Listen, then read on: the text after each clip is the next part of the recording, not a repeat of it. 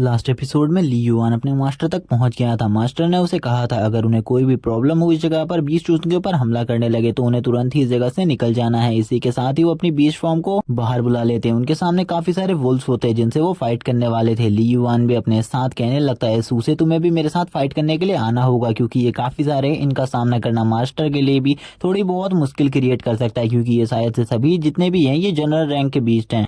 Master का beast Lord rank का था, जिस वजह से वो इन जनरल रैंक के बीस्ट को एक ही अटैक में मार देता है, जिसे देखकर तो ली युआन की हालत भी खराब हो जाती है। वो कहता है एक जनरल रैंक का बीस्ट आखिरकार कितना ज्यादा पावरफुल हो सकता है, इसने तो अपने एक ही अटैक में इतने सारे बीस्ट को मार दिया जो कि जनरल रैंक पर थे। सही में लॉर्ड रैंक के बीस्ट की तो पावर काफी ज्यादा होती है। इसी के साथ ही अब बाकी और भी काफी सारे वुल्फ्स भी उनकी तरफ बढ़ने लगते हैं। इसी के साथ जो सू होती है वो भी अपने पावर को क्रिएट करने लगती है, यानी कि जनरेट करने लगती है। और इसी के साथ ली युआन भी कहता है चलो ठीक है अब हमें भी मास्टर की हेल्प करनी पड़ेगी, और वो सबसे पहले एक छोटा सा अटैक करता है ताकि वो अपनी 20 सोल को बुलाने के लिए थोड़ा सा टाइम ले सके।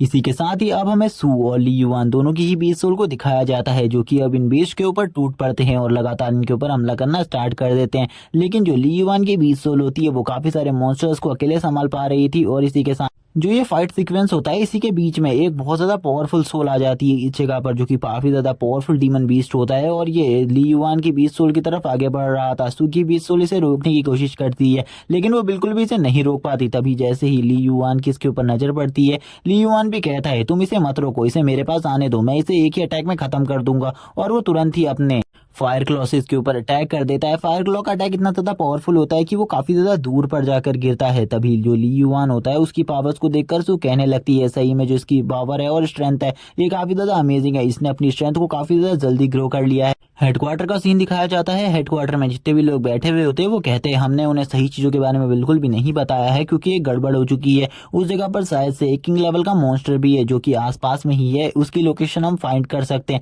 लेकिन उन लोगों को इसके बारे में नहीं पता कि उनकी तरफ काफी सारे किंग लेवल के बीस्ट बढ़ रहे हैं। जल्दी से जल्दी हमें और उन लोगों को इस जगह से निकलना होगा, वरना वो बहुत ज्यादा बुरे फंसेंगे। उनकी बचने के जो चांसेस हैं वो काफी ज्यादा कम हो जाएंगे। और वो लोकेशन को मैप में देख सकते थे बहुत इजीली। इसी के साथ ही हमें 3 डीमन बीस्ट को दिखाया जाता है जो कि एम्परर रैंक के होते हैं, और वो तुरंत ही इन्हीं के लोगों की तरफ बढ़ने लगते हैं। वो लोग एम्परर रैंक के बीस्ट के बारे में बात करते हुए कहते हैं एक एम्परर रैंक का बीस्ट काफी ज्यादा पावरफुल होता है, अगर एक एम्परर रैंक के बीस्ट से वो लोग फाइट करते हैं तो उनके बचने के चांसेस बिल्कुल भी नहीं होंगे। इसी के साथ ही हमें एक बीस्ट को दिखाया जाता है जिसने अभी अभी एक ह्यूमन को मारा हुआ था, लेकिन वो काफी ज्यादा बुरे तरीके से घायल था।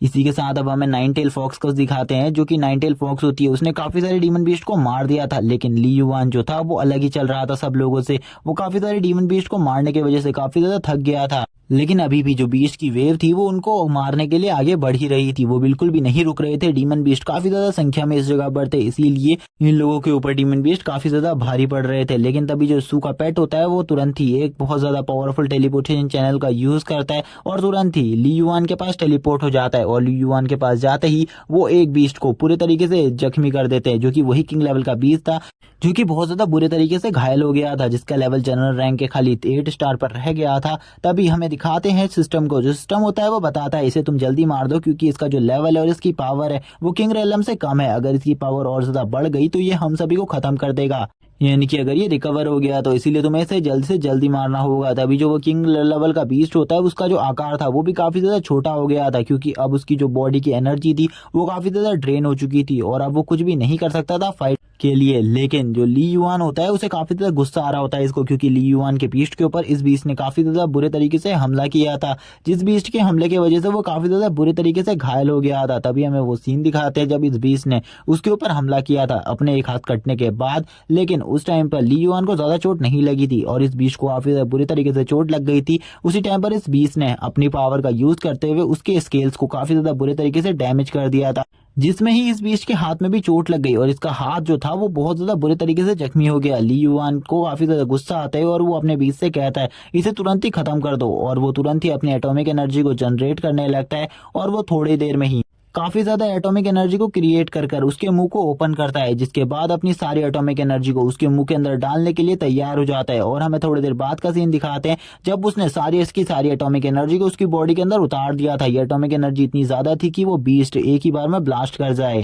लेकिन इतनी ज्यादा एटॉमिक एनर्जी को एब्जॉर्ब करने की वजह से उस बीस्ट की जो हालत होती है वो काफी ज्यादा खराब हो जाती है और वो उसी टाइम पर उसी जगह पर ब्लास्ट हो जाता है। हम देखते हैं जो सूखा बीस्ट होता है वो कहता है कि अब तो यहाँ पर पूरी तरीके से काम खत्म हो चुका है, इसीलिए अब हम लोगों को वापस जाना चाहिए। ली युआन जो होता है वो तुरंत ही उस जगह पर आ जाता है और अपना बीस्ट को गायब कर लेता है और उस कोर को उठा लेता है, जो कि एक किंग लेवल का बीस्ट का कोर था। लेकिन फिर भी वो काफी ज्यादा कमजोर बीस्ट था, जिस वजह से ये लोग उसे आसानी से मार पाए थे। तभी जो मास्टर होते हैं वो कहते हैं मैं उस किंग लेवल के बीस्ट को नहीं मार पाया, लेकिन तुमने उसे मार दिया। ये काफी ज्यादा अमेजिंग बात है। ली युआन को भी अब पता चल जाता है कि उसने किंग लेवल के बीस्ट को मार लिया। ये मास्टर को पता चल चुका है। मास्टर उससे कहते हैं क्या तुम्हारे पास वो किंग लेवल का बीस्ट का कोर है? वैसे मुझे वो कोर बिल्कुल भी नहीं चाहिए, लेकिन मैं तुमसे एक बात पूछना चाहता हूँ, तुम्हारा जो बीस्ट का लेवल है आखिरकार वो कितने तक पहुंच गया है? तो वो बताता है कि उसका जो बीस्ट है वो जनरल रैंक के लेवल 8 पर पहुंच गया है। जिसे सुनकर मास्टर हैरान होते हुए पूछते हैं जब मैं तुमसे लास्ट बार मिला था 2 महीने पहले, तब तुम्हारा बीस्ट 3 स्टार पर था, अभी वो 8 स्टार पर पहुंच गया है, यानी कि वो पीक पर पहुंच गया। ये कैसे हुआ? तो वो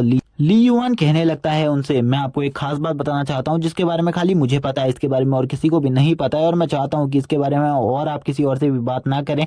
जो मैं हूँ वो एटॉमिक एनर्जी को एब्जॉर्ब कर सकता है, जिस वजह से मैंने अपने लेवल को इतने ज्यादा जल्दी बढ़ा लिया है और काफी ज्यादा पावरफुल बन गया हूँ। तभी सू भी इनके पास आ जाती है। सू ली युआन से कहने लगती है ली युआन तुम्हारा शुक्रिया, तुमने मेरी जान बचाई, वरना मैं तो मारी ही जाती। ली युआन इसकी ऐसी बात सुनकर कहता है तुम्हें अभी जो वॉर का एक्सपीरियंस है वो काफी ज्यादा कम है, जिस वजह से ये सब हुआ। अगर तुम काफी ज्यादा बार इन डीमंस का सामना करोगी तो जरूर जो तुम्हारी पावर और स्ट्रेंथ है वो काफी ज्यादा जल्दी बढ़ेगी और तुम बहुत आसानी से इन सभी का सामना कर पाओगे। इसीलिए तुम बिल्कुल भी चिंता मत करो। तुम्हारी जो पावर और स्ट्रेंथ है वो काफी ज्यादा जल्दी बढ़ती है, इसीलिए तुम इन सब चीजों को भी काफी ज्यादा आसानी से प्रैक्टिस कर सकती हो। मास्टर अब ली युआन से कहने लगते हैं तुम यहाँ पर काफी ज्यादा अच्छे हो, लेकिन अभी सू को काफी कुछ सीखना है और सू काफी ज्यादा जल्दी इन सब चीजों को सीख जाएगी। और अब वो सू से कहने लगते हैं चलो चलो हमें एकेडमी की तरफ आगे बढ़ना चाहिए, क्योंकि हम काफी ज्यादा पीछे छूट सकते हैं। और मुझे तो ऐसा लगता है कि अब तक ट्रेन भी इस जगह से गुजर चुकी होगी, अब हमें ट्रेन को पकड़ना होगा। इसीलिए अपनी अपनी बाइक्स में बैठो और जल्दी से इस जगह से निकलो, क्योंकि इस जगह पर मुझे ऐसा लग रहा है कि अभी और भी ज्यादा जो किंग लेवल के बीस्ट है वो आ रहे हैं। इसी के बाद अब हमें ट्रेन का सीन दिखाते हैं। जो ट्रेन होती है वो काफी ज्यादा तेजी से इन लोगों को इनके रेसिडेंट पर ले आती है। सू और ली युआन एक ही जगह पर होते हैं, जो कि एक होटल पर रेस्ट कर रहे थे। मास्टर सोचने लगते हैं सू के पास ऐसी कोई भी एबिलिटी नहीं है कि वो एटॉमिक एनर्जी को एब्जॉर्ब कर सके, लेकिन ली युआन सही में काफी ज्यादा अमेजिंग है। वो ली युआन से कहने लगते हैं मैं जल्द ही तुम्हें तुम्हारे सारे के सारे पैसे दे दूंगा, तुम्हारे जो बीस्ट कोर है वो इस टाइम पर मेरे पास सेफ है। ली युआन उनसे पूछने लगता है आखिरकार आपने उन्हें किस जगह पर रखा है, क्या वो उस जगह पर सेफ है? तो मास्टर उन्हें बताते हैं वो हमेशा से मेरे पास है, इस टोकन के अंदर मैंने उन सारे के सारे बीस्ट कोर को रखा हुआ है। जल्द ही मैं तुम्हें इन सभी के पैसे दे दूंगा, और अगर तुम्हें ये चीज चाहिए होगी तो इसके लिए मुझसे बात कर लेना। मैं इन्हें तुम्हें थोड़ी देर के लिए उधार दे सकता हूँ, थोड़ी टाइम के लिए, क्योंकि तुम मेरे सबसे ज्यादा स्टूडेंट में से अच्छे स्टूडेंट हो। तो ली युआन भी मास्टर से कहने लगता है मास्टर मुझे आप एक बात बताइए, जो हम एकेडमी को ज्वाइन करने वाले हैं वो कब करने वाले? और मैंने सुना है कोई प्रतियोगिता भी होने वाली है एकेडमी में। मास्टर उसे बताते हैं कि वो प्रतियोगिता जल्दी ही होगी। वो जो कंपटीशन है वो काफी ज्यादा अच्छा कंपटीशन है, क्योंकि उसके बाद जो भी हमारे स्कूल से सिलेक्टेड स्टूडेंट होंगे उन सभी को शायद से पूरे जितने भी ये स्कूल है, यानी कि कितने भी एकेडमीज है, उन सभी के स्टूडेंट से फाइट करवाई जाएगी। तभी सू होती है वो मास्टर से कहने लगती है क्या हमारे पास अपने रूम नहीं हो सकते? क्या हमें दूसरों के साथ रूम शेयर करना जरूरी है? तो इस बात पर मास्टर कहते हैं हाँ ये सब चीजें जरूरी है, लेकिन ये कोई कंपलसरी नहीं है। अगर तुम यहाँ पर 5 लाख रुपए जमा करते हो तो यहाँ पर तुम्हें बिल्कुल भी इन सब चीजों को नहीं सहना होगा, तुम्हारा पर्सनल एक रूम भी हो सकता है। ली युआन इस बात को सुनकर बोलता है एक पर्सनल रूम, वो भी 5 लाख रुपए में देकर परचेस करना बिल्कुल भी नहीं। मैं ये काम बिल्कुल भी नहीं करने वाला, क्योंकि मेरे पास इतने पैसे बिल्कुल भी नहीं है। जबकि जो सू होती है वो इसे परचेस भी कर सकती थी। सू कहती है मैं इसे आसानी से परचेस कर सकती थी, लेकिन मैं इस लाइफ को अच्छे तरीके से जीना चाहती हूँ, इसीलिए मैं इस रूम को परचेस नहीं कर रही। इसी के बाद जो ली युआन होता है वो सोचने लगता है आखिरकार सू कितनी ज्यादा अमीर है, उसकी फैमिली कितनी ज्यादा अमीर है। इसी के बाद हमें बताया जाता है जो सू की फैमिली है, यानी कि सू फैमिली वो काफी ज्यादा रिच फैमिली है, और सू कभी भी चाहे तो किसी भी एक बड़े रूम को बुक कर सकती है। इसी के बाद हम इन्हें ट्रेनिंग हॉल के बारे में भी पता चलता है, जिसमें ये 24 घंटे ट्रेनिंग कर सकते हैं। इसी के साथ ही हमारा सीन शिफ्ट होता है और हमें दिखाया जाता है इन सभी के रूममेट्स का सीन, यानी कि जो ली युआन था वो अपने रूममेट्स के रूम तक पहुंच चुका था, यानी कि अपने न्यू रूम तक जिसमें वो रहने वाला था। जब वो इस जगह पर आता है वो कहता है मुझे जल्दी से उस रैंकिंग में भी पार्टिसिपेट करना है, जिसके बारे में मुझे अभी ज्यादा कुछ तो नहीं पता, लेकिन शायद से मेरे रूममेट से मैं उन सब चीजों के बारे में ज्यादा अच्छे तरीके से जान पाऊँ। थोड़ी ही देर में उसके घर का रूम ओपन होता है, वो जैसे ही सामने देखता है तो उसका एक रूममेट उसका इंतजार कर रहा होता है, जिसका नाम हमें बाई बताया जाता है। जो बाई होता है वो कहने लगता है मैं तुम्हारा ही वेट कर रहा था, क्योंकि मास्टर ने बता दिया था कि आज तुम्हारा एक और रूममेट आने वाला है, और अभी तक हमारा एक और रूममेट नहीं आया है, बस मैं उसी का वेट कर रहा था। और वो तभी अपना नाम बताते हुए कहता है मेरा नाम बाई है। तुम मुझे अपने बारे में और अपने नाम बताना पसंद करोगे तो बता दो। लेकिन जैसे ही वो रूम के अंदर आता है, वैसे ही ये कू नाम का बंदा होता है जो कि इसी का एक और रूममेट होता है, वो कहता है ये और कोई नहीं बल्कि एक सिटी से आया हुआ है। वो सिटी का नाम लेते हुए कहता है कि ये उस सिटी का नंबर 1 स्टूडेंट है, इसकी जो रैंक सोल है वो एक ई रैंक है और ये अपनी सिटी का नंबर 1 जीनियस था। और ये जैसे ही इन सब चीज़ों के बारे में सुनता है तो सबसे पहले तो ली युआन भी शॉक हो जाता है। वो कहता है तुम्हें मेरे बारे में कैसे पता, क्या तुमने मेरे डाटा को सर्च किया? तो वो उसे बताता है कि उसके पास सभी लोगों का डाटा मौजूद होता है, अगर उसे किसी की भी खबर निकलवानी हो तो वो उससे बात कर सकता है। जैसे ही ये बात सुनता है ली युआन तो वो शॉक होता है और उससे कहता है क्या तुम्हें इन सब चीज़ों के बारे में पहले से ही पता है? वैसे मुझे तुम्हारी एक हेल्प चाहिए, क्या तुम मेरी हेल्प करोगे? मुझे किसी का इन्फॉर्मेशन डाटा निकलवाना है जो कि स्कूल से है, तो तुम मेरी हेल्प कर सकते हो? तो वो उसे कहता है हाँ मैं बट तुम्हारी हेल्प तो कर सकता हूँ, लेकिन तुम्हें मुझे उसके लिए कुछ कंपनसेशन देना होगा। उसके बाद मैं तुम्हारा हर तरीके की हेल्प करने को तैयार हूँ। मैं स्कूल के कंप्यूटर से भी उसकी इन्फॉर्मेशन निकलवा सकता हूँ तुम्हारे लिए, और ये मेरे लिए ये काम काफ़ी ज़्यादा ईजी है।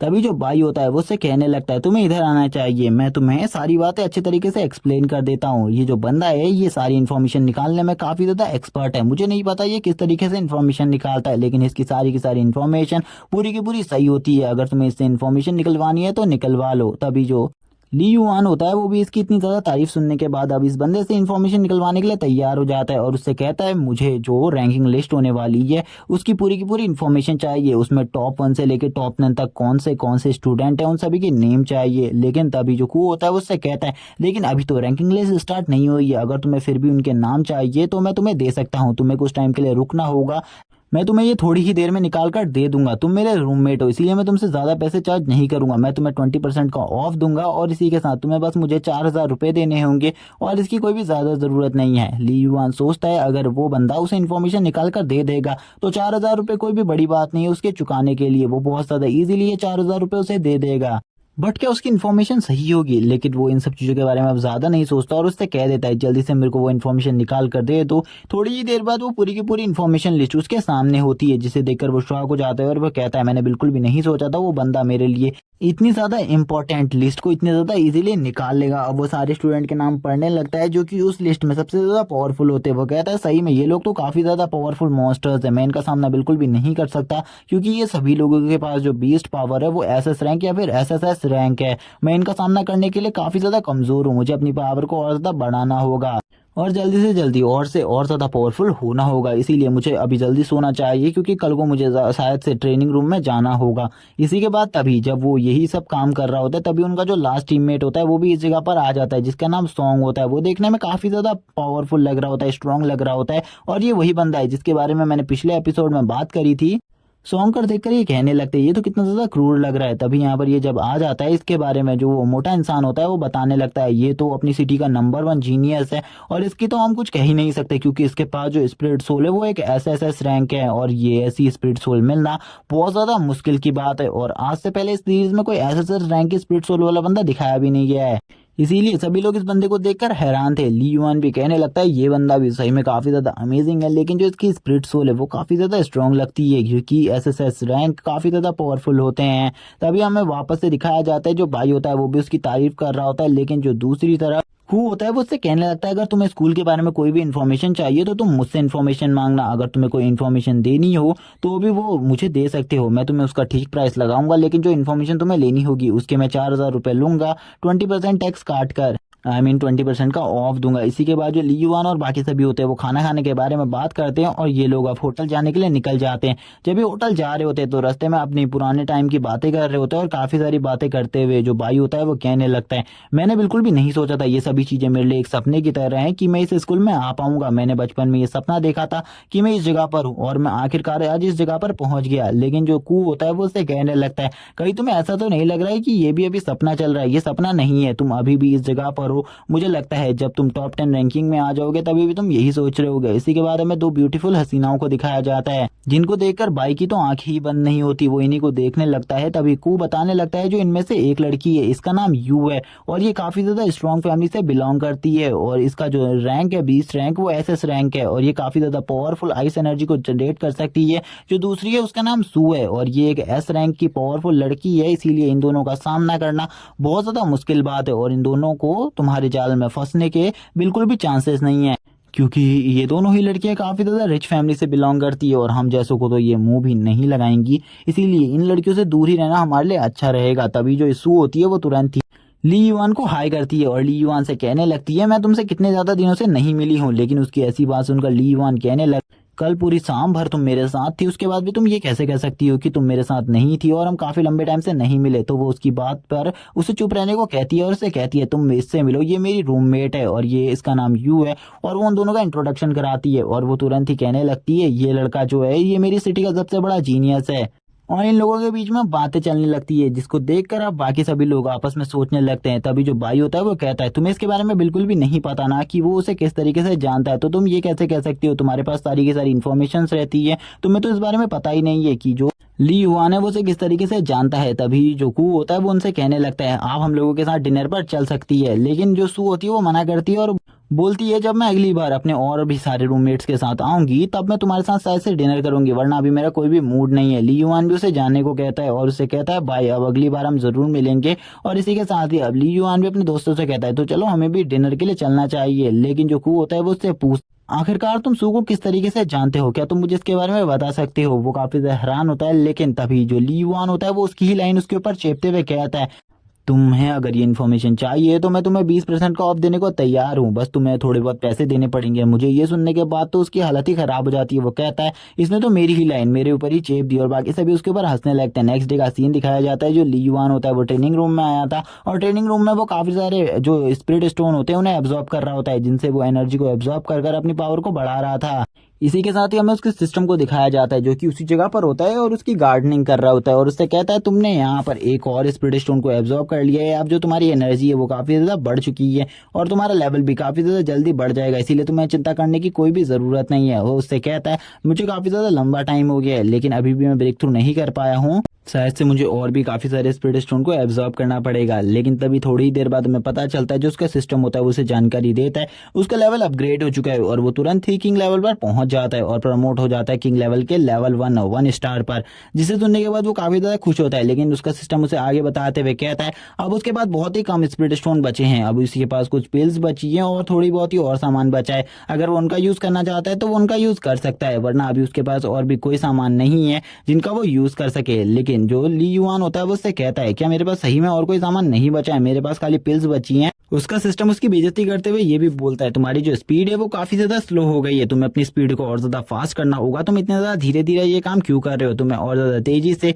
इन स्पिरिट स्टोन को एब्जॉर्ब करना चाहिए। लेकिन कुछ दिनों से तुम्हारी स्पीड काफी ज्यादा स्लो हो गई है। ये सुनने के बाद ली युआन उससे कहता है तुम्हें इससे क्या मतलब है, मेरी स्पीड काफी ज्यादा फास्ट हो गई, तुम्हें इस बारे में नहीं पता, शायद से मुझे अब उस पिल को खाना ही होगा। और इसी के साथ ही वो एक पिल को निकाल लेता है और उसे खाने के लिए तैयार हो जाता है और थोड़ी ही देर में वो इस पिल को खा लेता है, जिसके बाद जैसे ही वो पिल सक्सेसफुली एब्जॉर्ब हो जाती है उसकी बॉडी, तभी जो उसका सिस्टम होता है वो उसे बताता है तुम्हें बिल्कुल भी चिंता करने की जरूरत नहीं है, तुम एक दिन में कितनी ही पिल खा सकते हो, सिस्टम की हेल्प से तुम्हें कोई भी प्रॉब्लम नहीं होगी। और तुम्हारे पास एक सिस्टम है जिसका तुम्हें शुक्रिया अदा करना चाहिए जो कि तुम्हें इतनी ज्यादा श्योरिटी दे रहा है कि तुम्हें कुछ भी नहीं होगा अगर तुम काफी सारी पिल्स खा भी लेते हो तो। लेकिन ली युआन उसे कहता है मुझे अभी ज्यादा पिल्स नहीं खानी क्योंकि मेरे पास 10 ही पिल्स तो कुल बची है, इसीलिए मैं इन पिल्स को भी नहीं खाने वाला। इन पिल्स से जो मेरी एनर्जी है वो काफी ज्यादा जल्दी बढ़ रही है, ये मैं देख चुका हूँ, इसीलिए मुझे ऐसा लगता है मुझे जल्दी से मास्टर हुआन को कॉल करना चाहिए और उनसे पैसों के बारे में बात करनी चाहिए जिससे मैं पिल्स को परचेस कर सकूं।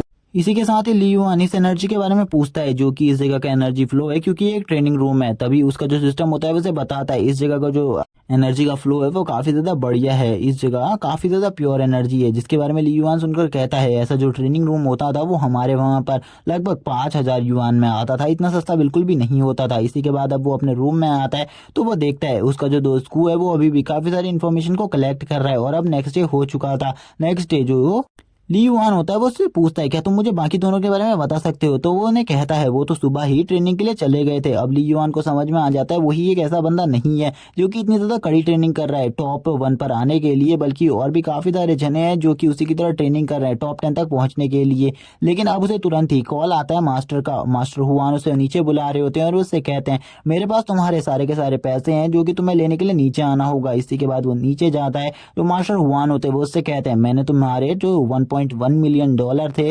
युआन थे वो सारे के सारे तुम्हें ट्रांसफर कर दिए हैं। लेकिन जो ली युआन होता है वो उनसे कहने लगता है, मास्टर मुझे इन सब चीज़ों की ज़रूरत नहीं है, आप इन सब चीज़ों को आप रख लीजिए, मुझे बस इनके बदले में पिल लाकर दे दीजिए। मास्टर उससे कहते हैं, तुम्हें आखिरकार इतनी सारी पिल्स क्यों चाहिए, जितनी पिल्स तुम मांग रहे हो इतने में तो तुम 2 साल तक इजीली कल्टीवेशन कर सकते हो, आखिरकार तुम इतनी सारी पिल्स को बर्बाद क्यों करना चाहते हो। ली युआन मास्टर से कहता है, आपको मैंने अपनी बॉडी के बारे में बताया है, मेरी बॉडी में काफ़ी सारी चीज़ें स्पेशल है, इसीलिए मैं आपसे कहना चाहता हूँ कि आप मेरे लिए वो पिल्स ले आए ताकि मैं अपनी कल्टीवेशन को और ज़्यादा फास्टली कर सकूँ और आप मुझे जिस रीज़न से इस जगह पर लेकर आए हैं उस रीजन को पूरी तरीके से सक्सेसफुल बना सकूँ। और ये सारी बातें करने के बाद मास्टर भी रेडी हो जाते हैं। मास्टर उससे कहते हैं, तुम मुझे अब इन सब चीज़ों के बारे में मत बताओ, मैं जल्दी ही तुम्हारे लिए वो सारी की सारी पिल्स भिजवा दूंगा, इसीलिए चिंता मत करो, टोटली 25 पिल्स आएंगी इतने पैसों में। ली युआन ये सुनकर काफी ज्यादा हैरान हो जाता है क्योंकि 25 पिल्स तो उसके लिए काफी ज्यादा कम थी और उसके पास इतने ज्यादा और पैसे भी नहीं थे कि वो और ज्यादा पिल्स को खरीद सके। तभी मास्टर उससे कहते हैं, तुम्हें बिल्कुल भी चिंता नहीं करनी है, तुम्हें बस जी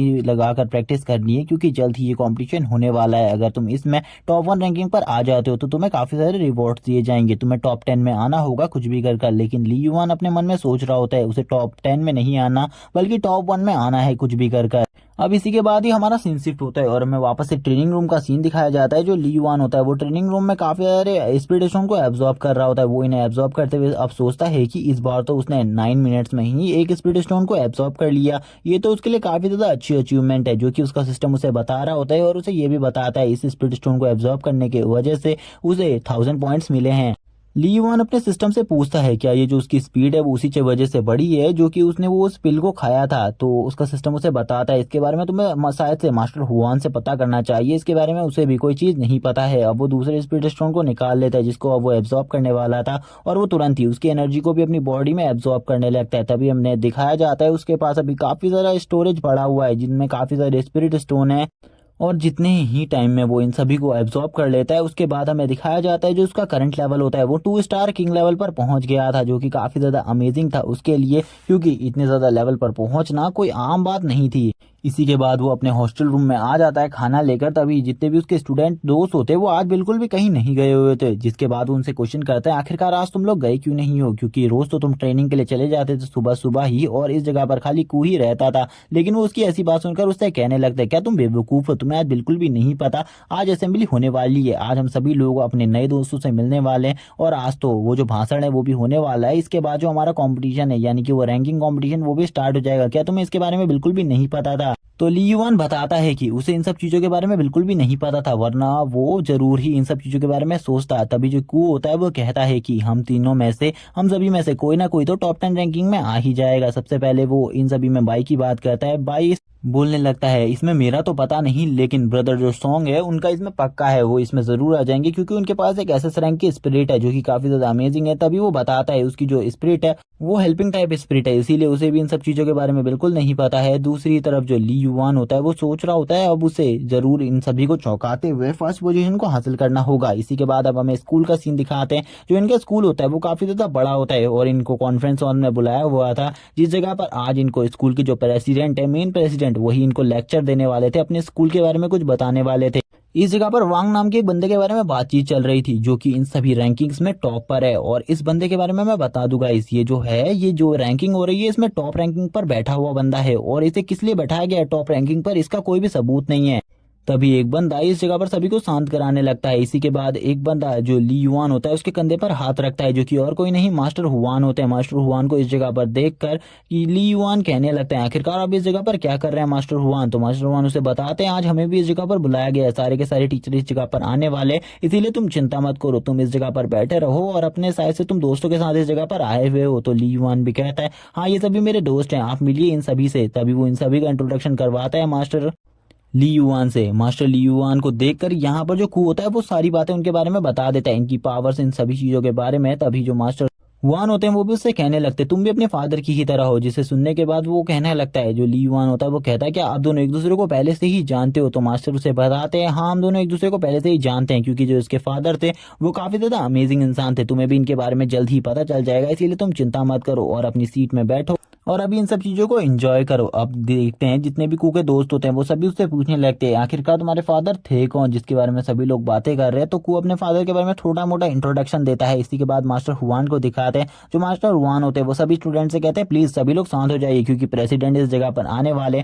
वो इस जगह पर आकर तुम्हें स्पीच देंगे और उन स्पीच को तुम्हें ध्यान से सुनना है। वो सभी को इन सब चीज़ों के बारे में इंस्ट्रक्शंस दे रहे होते हैं। तभी जो कू होता है वो कहता है जो प्रेसिडेंट है उन्होंने वांग को टॉप पोजीशन पर क्यों रखा है इसके बारे में किसी को भी नहीं पता, लेकिन वो सही में एक डीमन की तरह है, उसकी पावर काफ़ी ज़्यादा है, उसके बारे में कुछ भी नहीं कहा जा सकता। तभी जो प्रेसिडेंट होते हैं वो भी इस जगह पर आ जाते हैं। प्रेसिडेंट जैसे ही इस जगह पर आते हैं सभी लोग तालियां बजाना स्टार्ट कर देते हैं, लेकिन जो कू होता है वो इस जगह पर सोने लगता है। कू को देखने के बाद उसके बाकी साथियों में भी आलसीपना आने लगता है। तभी जो ली युआन होता है वो कहता है तुम ये सब क्यों कर रहे हो, तुम्हें अगर प्रेसिडेंट ऐसी हालत में देखेंगे तो उन्हें काफी ज्यादा गुस्सा आएगा। प्रेसिडेंट हम इस जगह पर आकर सभी से कहने लगते हैं मुझे ऐसा लगता है तुम हमारे जो रैंकिंग कंपटीशन है उसको बिल्कुल भी नहीं छोड़ोगे और उस रैंकिंग कॉम्पिटिशन में काफी ज्यादा अच्छी रैंक हासिल करोगे, क्योंकि इसके बाद जो टॉप 10 रैंकिंग पर बंदे होंगे हम उन्हें काफी सारे रिवॉर्ड्स देंगे और जो टॉप 1 पर होगा उसे तो काफी सारे रिवॉर्ड्स दिए जाएंगे। और जो नेक्स्ट कंपटीशन है जो सभी स्कूलों के बीच में होने वाला है उसमें भी तुम्हें पार्टिसिपेट करने को कहा जाएगा। और ये जो मैच है हमारे स्कूल के लिए काफी ज्यादा इंपॉर्टेंट है। इसमें टोटली 16 मैचेस होने वाले हैं जो 16 डे में होंगे और ये पूरा महीना इसी सब चीजों के मैचेस में रहेगा।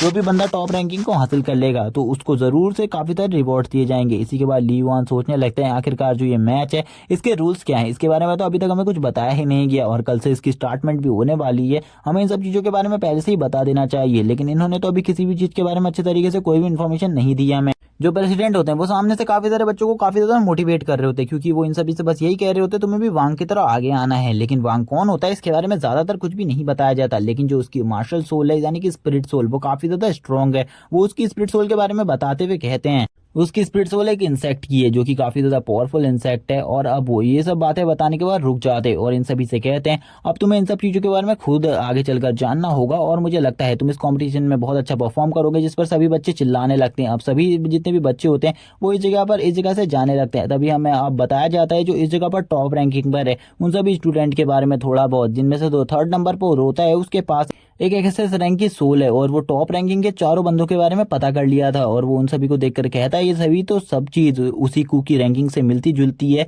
और वो कुकी रिपोर्ट से काफी ज्यादा खुश होता है। तभी वो सिस्टम से कहता है क्या तुम मुझे मेरी रैंकिंग बता सकते हो इस कंपटीशन में कितनी है। जैसे ही वो अपनी रैंकिंग चेक करता है उसे पता चलता है वो 312 रैंकिंग पर है। इसीलिए अगर वो लगातार मैचेस भी खेलता है तो उसे लगातार पूरे महीने भर मैचेस खेलने होंगे। वो अपने सिस्टम से पूछता है इस मैचेस के जितने भी रूल्स हैं उन सभी के बारे में मुझे जल्दी बताओ। तो भी वो सिस्टम बताना स्टार्ट करता है। जो पहला रूल है वो ये है कि तुम इस रैंकिंग में पर डे एक ही बंदे से फाइट कर सकते हो और ये फाइट का रूल ये है कि अगर सामने वाला बंदा हार मान लेता है तो तुम उसके ऊपर दोबारा कोई भी अटैक नहीं करोगे, किसी भी वेपन का यूज नहीं कर सकते तुम फाइट में। और अगर तुम्हारा रैंक 20 से कम है तो तुम टॉप रैंकिंग वाले बंदों को चैलेंज दे सकते हो। अगर किसी भी बंदे को 3 बार चैलेंज दे दिया जाएगा तो उसे चैलेंज एक्सेप्ट करना होगा। वो बिल्कुल भी चैलेंज को डिसरिस्पेक्ट नहीं दे सकता, उसे चैलेंज कुछ भी कर एक्सेप्ट करना होगा। और अगला रूल बताते हुए सिस्टम कहता है जो अगला रूल है वो सबसे ज्यादा अमेजिंग है। तुम्हें लगातार टॉप रैंकिंग पर आने के लिए पर डे एक मैच खेलने को मिलेगा। तुम किसी भी हायर रैंकिंग वाले बंदे के साथ मैच फिक्स कर सकते हो, लेकिन अगर तुम एक बार मैच हार जाते हो कोई भी तो उसके बाद तुम्हें कंप्लीट करने के लिए जो नेक्स्ट मैच होगा वो काफी ज्यादा पावरफुल बंदे से करना पड़ेगा, तभी तुम इस मैचेस में वापस से अपनी जगह को बना पाओगे, वरना बिल्कुल भी नहीं। जैसे ही ये सारे रूल से पता चलते हैं वो काफी ज्यादा शॉक होता है। वो अपने सिस्टम से कहने लगता है इन रूल्स के बारे में तुमने मुझे बताया है क्या, ये पूरी तरीके से इसी मैच के रिलेटेड है। तो उसका सिस्टम उसे बताता है हाँ ये सभी के सभी रूल्स इसी मैचेस से रिलेटेड है, लेकिन अभी एक और इम्पोर्टेंट रूल है जो कि उसने अब उसे नहीं बताया है। इस मैचेस में जो टॉप रैंकिंग वाले बंदे हैं वो काफी ज्यादा स्ट्रॉन्ग हैं, उनका सामना करना उसके लिए अभी बहुत ज्यादा मुश्किल है। वो बिल्कुल भी उनका सामना नहीं कर सकता। अब सभी स्टूडेंट जो होते हैं वो इस जगह पर वांग के बारे में ही बात कर रहे होते हैं। वो सभी वांग के बारे में बात करते हुए कहते हैं वांग को तो 5 ही दिन में पीछे कर दिया जाएगा, क्योंकि वांग से भी जो टैलेंटेड बंदे हैं वो 2nd और 4th नंबर पर बैठे हुए हैं, इसीलिए चिंता करने की कोई भी जरूरत नहीं है। इसी के बाद ये वाला एपिसोड यहीं पर एंड हो जाता है। नेक्स्ट एपिसोड काफी ज्यादा अमेजिंग होने वाला है जिसमें काफी सारी फाइट है, इसीलिए चैनल को सब्सक्राइब कर देना और कमेंट में नेक्स्ट पार्ट लिखना मत भूलना अगर इसका नेक्स्ट एपिसोड देखना चाहते हो तो। Okay bye guys. Last episode में रैंकिंग टूर्नामेंट स्टार्ट हो गया था, इसका अनाउंसमेंट हो गया था। इसके रूल्स भी जो ली युआन था उसको उसका सिस्टम सारे के सारे बता देता है, जिसे सुनने के बाद ली युआन भी थोड़ा बहुत हैरान होता है। उसके बाद वो कहता है मुझे अपनी प्रैक्टिस को जारी रखना होगा, क्योंकि जो रैंकिंग टूर्नामेंट के टॉप पर बंदे हैं उनका सामना करना बहुत ज्यादा मुश्किल है। इसी के बाद ही हमें उसके साथियों को दिखाया जाता है जो कि उसको देखकर कह रहे होते हैं आखिरकार ये बंदा अभी भी प्रैक्टिस करने के बारे में कैसे सोच सकता है। तभी जो एक बंदा होता है जिसका नाम कू है वो यहाँ पर उन सभी को बताता है तुम्हें चिंता करने की कोई भी जरूरत नहीं है। उसे ली युआन ने बताया था वो इस रैंकिंग के टॉप पर पहुंचना चाहता है, जिस वजह से वो कड़ी मेहनत कर रहा है और वो जब टॉप रैंकिंग पर पहुंच जाएगा तो वो उसको सारे के सारे आंसर दे देगा मैं उससे उसके बारे में इंफॉर्मेशन निकलवाने के लिए उसे 1 मिलियन रुपए दे रहा था, लेकिन उसके लिए भी उसने मना कर दिया। इसी के बाद वो चाहता है कि जब वो कियानलोंग रैंकिंग के टॉप पर पहुंच जाए उसके बाद ही वो उससे सारी इन्फॉर्मेशन पूछे। इसी के बाद हमें दिखाया जाता है ली युआन को सिस्टम के साथ, जिस जगह पर जो सिस्टम होता है वो उसे बता रहा होता है तुम्हारे मास्टर ने ये सारी की सारी 25 के 25 पिल्स तुम्हें भेज दी है, मुझे लगता है तुम इन सभी को एक साथ खाने वाले हो। जिस पर वो भी एग्री हो जाता है और उससे कहता है हाँ मैं इन सारी की सारी पिल्स को एक साथ खाने वाला हूँ ताकि मैं बहुत सारा एनर्जी को बढ़ा सकूँ अपनी बॉडी के अंदर। और वो झटके से एक ही बार में काफी सारी पिल्स को खा लेता है, जिससे उसकी बॉडी में काफी ज्यादा एनर्जी आने लगती है और वो तुरंत ही कल्टीवेशन पोजीशन में बैठकर कल्टीवेशन कर उन्हें एब्जॉर्ब करने की कोशिश करने लगता है। और वो धीरे धीरे कर उन सारी पिल्स की एनर्जी को एब्जॉर्ब भी कर रहा होता है, जिसमें उसका जो सिस्टम होता है वो उसकी हेल्प करता है। और सिस्टम उसे कहता है जब तुम इन सारी की सारी पिल्स को एब्जॉर्ब कर लोगे तब तुम्हें काफी सारी चीजें मिल जाएंगी। और वो उसे धीरे धीरे बताने लगता है कि उसकी ये स्किल अनलॉक हो गई, उसकी ये दूसरी स्किल अनलॉक हो गई। लेकिन थोड़ी देर बाद जब वो काफी सारी पिल्स को एब्सॉर्ब कर लेता है तो वो उसे बताता है उसे टोटली 10 स्किल्स मिल चुकी हैं और उसकी एब्सॉर्बिंग की पावर भी अब पहले से काफी ज्यादा अच्छी हो गई है। इसी के बाद वो काफी सारे स्टोन्स को बाहर निकाल लेता है, स्पिरिट स्टोन को, और उनको देख कर कहने लगता है चलो ठीक है ट्राई करते हैं, आखिरकार मैं एक स्टोन को अब कितने टाइम में एब्सॉर्ब कर सकता हूँ। थोड़े टाइम बाद का सीन दिखाते हैं, जिसके बाद जब वो एब्सॉर्ब करना स्टार्ट करता है तो 7 मिनट में ही वो एक स्पिरिट स्टोन को एब्सॉर्ब कर लेता है। जिसके बाद उसका सिस्टम उसे इस बारे में बताने लगता है, उसका सिस्टम उसे बताता है ये पहले से काफी ज्यादा फास्ट है और वो भी ये देखकर काफी ज्यादा हैरान होता है। तभी वो कहने लगता है चलो ठीक है अब तुम जो मेरी एब्जॉर्बिंग की पावर थी वो पहले से काफी ज्यादा अच्छी हो चुकी है, इसीलिए अब मैं काफी सारे स्पिरिट स्टोन को एब्जॉर्ब कर सकता हूँ पहले की तुलना में। और अब वो इसी के साथ ही वापस से अपना स्पिरिट स्टोन को एब्जॉर्ब करना स्टार्ट कर देता है। इसी के साथ अब हमें 1 घंटे बाद का सीन दिखाते हैं। 1 घंटे बाद उसको एक कॉल आता है जो कि और किसी का नहीं मास्टर हुआन का था।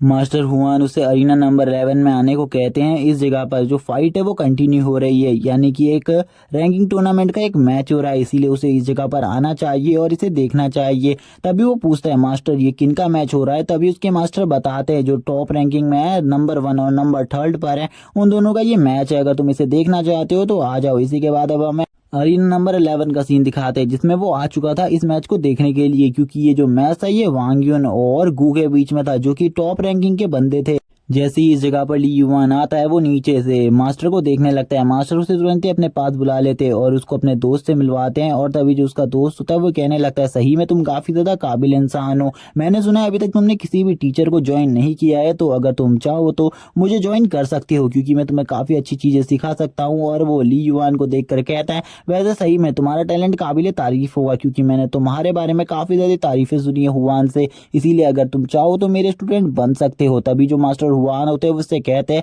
मैंने इसे यहाँ पर तुम्हें मिलवाने के लिए बुलाया है, ना कि इसे अपना स्टूडेंट बनाने के लिए, इसीलिए इस जगह पर शांति से उससे बातें करो और इस टाइप की फालतू बातें तो बिल्कुल ही करना ही मत। और ये सुनने के बाद वो भी उससे कहने लगते हैं मैं तो मजाक कर रहा था, तुम तो सीरियस हो गए, तुम्हें इतना ज्यादा सीरियस होने की बिल्कुल भी जरूरत नहीं है। मास्टर उससे कहते हैं तो ऐसा मजाक दोबारा से बिल्कुल मत करना क्योंकि ये मजाक तुम्हारे बिल्कुल भी अच्छे नहीं लगते। और वो तभी उससे एग्री हो जाते हैं और कहते हैं ठीक है मैं मजाक नहीं करूंगा दोबारा से ऐसा। तभी वो वापस से अब ली युआन को एब्जॉर्ब करने लगते हैं, यानी कि उसको देख रहे होते हैं, उसके बारे में कुछ बोलते नहीं है लेकिन वो अपने मन में काफी सारी चीजें सोच रहे थे। इसी के साथ ही अब हमें अरीना का सीन दिखाते हैं। अरीना में जो वांग होता है वो इस जगह पर आ जाता है। वांग इस जगह पर जब आ रहा होता है उसका इंट्रोडक्शन किया जाता है कि ये टॉप रैंकिंग वाला बंदा है और इसी के साथ ही इसके जो स्पिरिट सोल होती है उसके बारे में थोड़ी बहुत इन्फॉर्मेशन। इसी के साथ ही गू भी इस जगह पर आ जाता है। जब गू इस जगह पर आता है सभी को बताया जाता है ये रैंकिंग में टॉप 3 पर है और ये भी काफी ज्यादा स्ट्रांग है और इसके पास भी काफी ज्यादा पावरफुल एक स्पिरिट बीस्ट है। इसी के साथ ही अब ये दोनों आमने सामने होते हैं।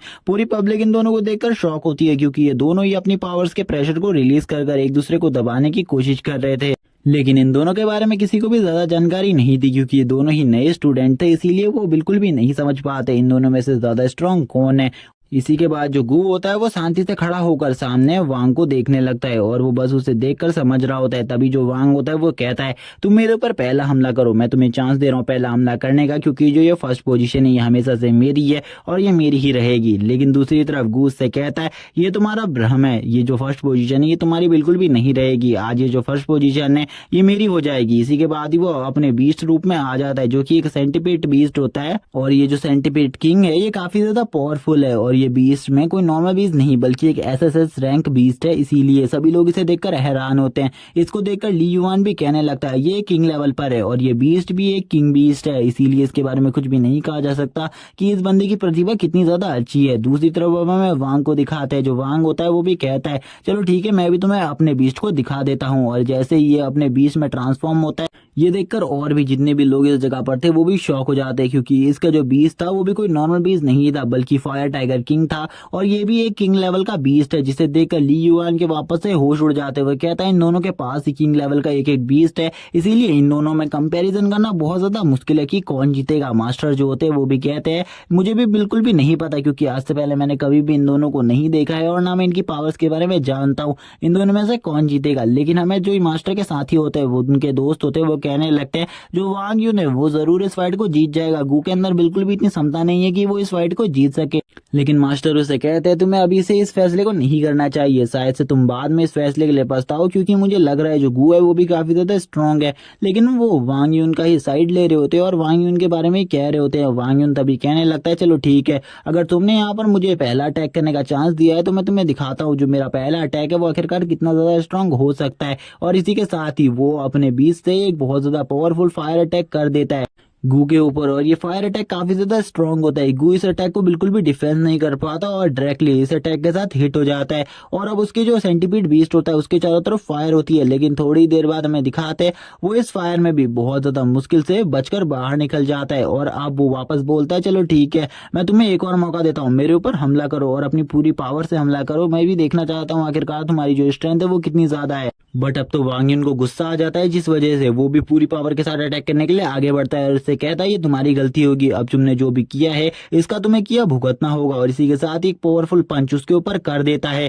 जो ये पावरफुल पंच होता है इसमें काफी ज्यादा अमाउंट में फायर होती है, क्योंकि वो फायर एनर्जी को अच्छे तरीके से मैनिपुलेट करता है। इसी के बाद हमें वो जो सेंटीपीड बीस्ट होता है उसका थोड़ा बहुत ब्लड दिखाया जाता है, लेकिन अब इसी के बाद हमारा सीन कट हो जाता है और हमें ली युआन को दिखाते हैं। ली युआन कहने लगता है सही में ये दोनों काफी ज्यादा स्ट्रांग है, इतना ज्यादा स्ट्रांग बनने के लिए मुझे काफी ज्यादा पावर की जरूरत होगी। इसी के बाद अब हमें वापस से मास्टर को दिखाते हैं।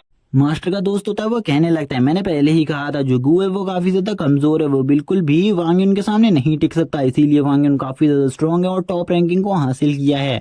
ये मैच बिल्कुल भी ज्यादा इंटरेस्टिंग नहीं था, एक ही अटैक में सामने वाला अपोनेंट हार गया, ऐसा बिल्कुल भी नहीं होना चाहिए था। तभी जो मास्टर होते हैं वो कहने लगते हैं चलो ठीक है ली युआन तुम मुझे बताओ आखिरकार तुम्हें इस मैच में क्या लगता है कि कौन जीतेगा, क्योंकि मैं देखना चाहता हूँ कि मैंने जिस काम के लिए तुम्हें इस जगह पर बुलाया है उस काम में तुम्हें कुछ समझ में आ भी रहा है या नहीं, क्योंकि ये जो बीस्ट है सामने इन्हीं का सामना तुमने भी करना है और इन्हीं लोगों का सामना कर कर तुम्हें टॉप पर पहुंचना है। तभी जैसे ही इस बारे में जो उनका दोस्त होता है वो सुनता है, वो कहने लगता है अपने मन में ये बंदा चाहे कितना ही ज्यादा पावरफुल है, इसके पास एक ई रैंक की सोल ही है, लेकिन फिर भी ये बिल्कुल भी इतने टॉप तक नहीं पहुंच पाएगा। ये एक बेकार सी बात है, बिल्कुल भी ली युआन के लिए ये असंभव बात है कि वो टॉप रैंकिंग तक पहुंच पाए। तभी ली युआन बोलता है मास्टर मुझे एक ही चीज समझ में आ रही है, जो वांग यून है वो गू के फंसाए हुए जाल में पूरी तरीके से फंस चुका है, अब जल्द ही जो गू है वो उसे इजीली डिफीट कर देगा। ये सुनने के बाद जो उनका दोस्त होता है वो कहने लगता है आखिरकार तुम ये क्यों कह रहे हो, क्योंकि ऐसा तो कुछ भी नहीं हुआ है, बल्कि जो वांग यून है उसी ने उसके ऊपर अपना पावरफुल अटैक कर दिया है जो कि काफी ज्यादा स्ट्रॉन्ग पंच है,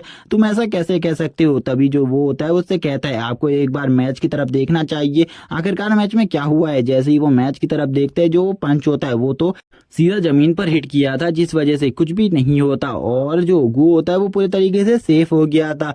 गू तो अभी तक बाहर भी नहीं था, वो गू जो था वो पीछे चले गया था उसके तुरंत ही जमीन के अंदर घुसकर, जिस वजह से उसे कुछ भी समझ में नहीं आया था। थोड़ी ही देर बाद हम देखते हैं जो वांग यून होता है उसके पीछे से गू बाहर आता है और उसे पूरे तरीके से पकड़ लेता है और उसकी बॉडी के अंदर पॉइजन को इंजेक्ट कर देता है। और हम देखते हैं जो वांग यून होता है वो अपनी पूरी पावर लगाने लगता है इससे बचने के लिए, लेकिन जो वांग यून होता है वो अपनी पूरी पावर लगाने के बाद भी इससे नहीं बच पाता। और दूसरी तरफ जो गू होता है वो अपने पॉइजन स्मोक को भी रिलीज कर देता है जिसे वो सूंघ लेता है, जिस वजह से उसकी बॉडी के अंदर पॉइजन चला जाता है। तभी जो उसके मास्टर होते हैं आखिरकार वो उससे पूछने लगते हैं तुम ऐसा क्यों कह रहे हो कि जो गू है वो ही इस मैच को जीतेगा।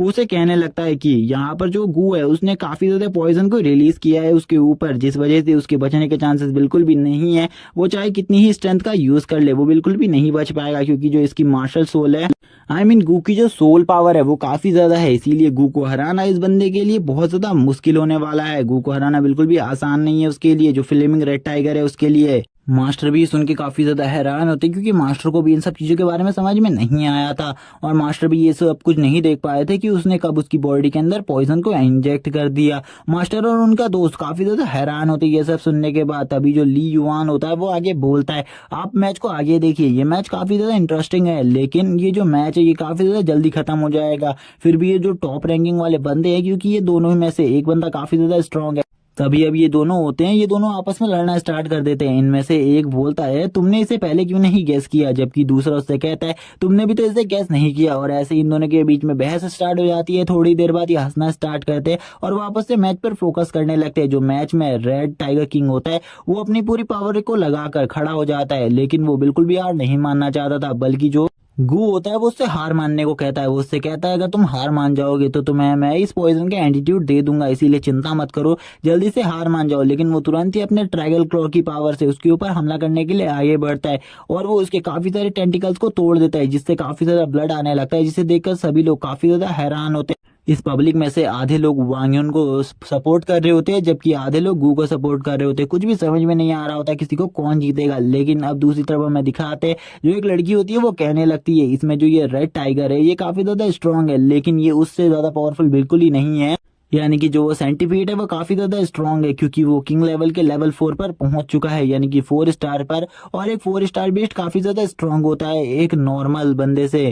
तभी अब हमें दिखाते हैं, जो यहाँ पर वो मास्टर होते हैं वो कहने लगते हैं, सही में तुम्हारा स्टूडेंट काफी ज्यादा काबिल तारीफ है, मैं इसकी तारीफ नहीं कर सकता, क्योंकि मैंने भी देख लिया अब कि उसकी बॉडी के अंदर अब पॉइजन पूरी तरीके से फैल रहा है, लेकिन वो अभी भी हार नहीं मान रहा। मुझे तो ऐसा लगता है कहीं पर क्या पता वो उसे हरा दे। लेकिन ली युआन वापस बोलता है, वो उसे बिल्कुल भी नहीं हरा पाएगा, क्योंकि जो वांगयुन का पॉइजन है, वांगयुन की बॉडी के अंदर जो पॉइजन है वो काफी ज्यादा स्ट्रॉन्ग पॉइजन है। वो धीरे धीरे कर कर उसकी बॉडी को पैरालाइज करना स्टार्ट करेगा और थोड़ी देर में वो नीचे गिर जाएगा। इस पॉइजन के बारे में सुनने के बाद मास्टर भी हैरान हो जाते हैं और कहते हैं, इसे हमें पहले ही बता देना चाहिए, वरना उसकी जान भी खतरे में आ सकती है। तभी ली युआन कहता है, इसके बारे में मैं कुछ भी नहीं कर सकता, क्योंकि अभी जो पॉइजन है वो उसकी बॉडी के अंदर धीरे धीरे कर फैलना स्टार्ट हो गया है। उसे तुरंत ही हार मान लेनी चाहिए। अगर वो तुरंत ही हार नहीं मानता तो सही में उसके लिए जो सिचुएशन है वो काफी ज्यादा बिगड़ सकती है। इसी के साथ हमें दिखाते हैं, अरीना में जो गू होता है वो अपने पंखों की हेल्प से फ्लाई कर रहा होता है, लेकिन जो रेड टाइगर किंग होता है यानी कि फ्लेमिंग टाइगर किंग, वो उसे कहता है, तुम शांत हो जाओ और हार मान लो, मैं तुम्हारे पॉइजन को निकाल सकता हूँ, लेकिन अगर तुम ऐसा नहीं करोगे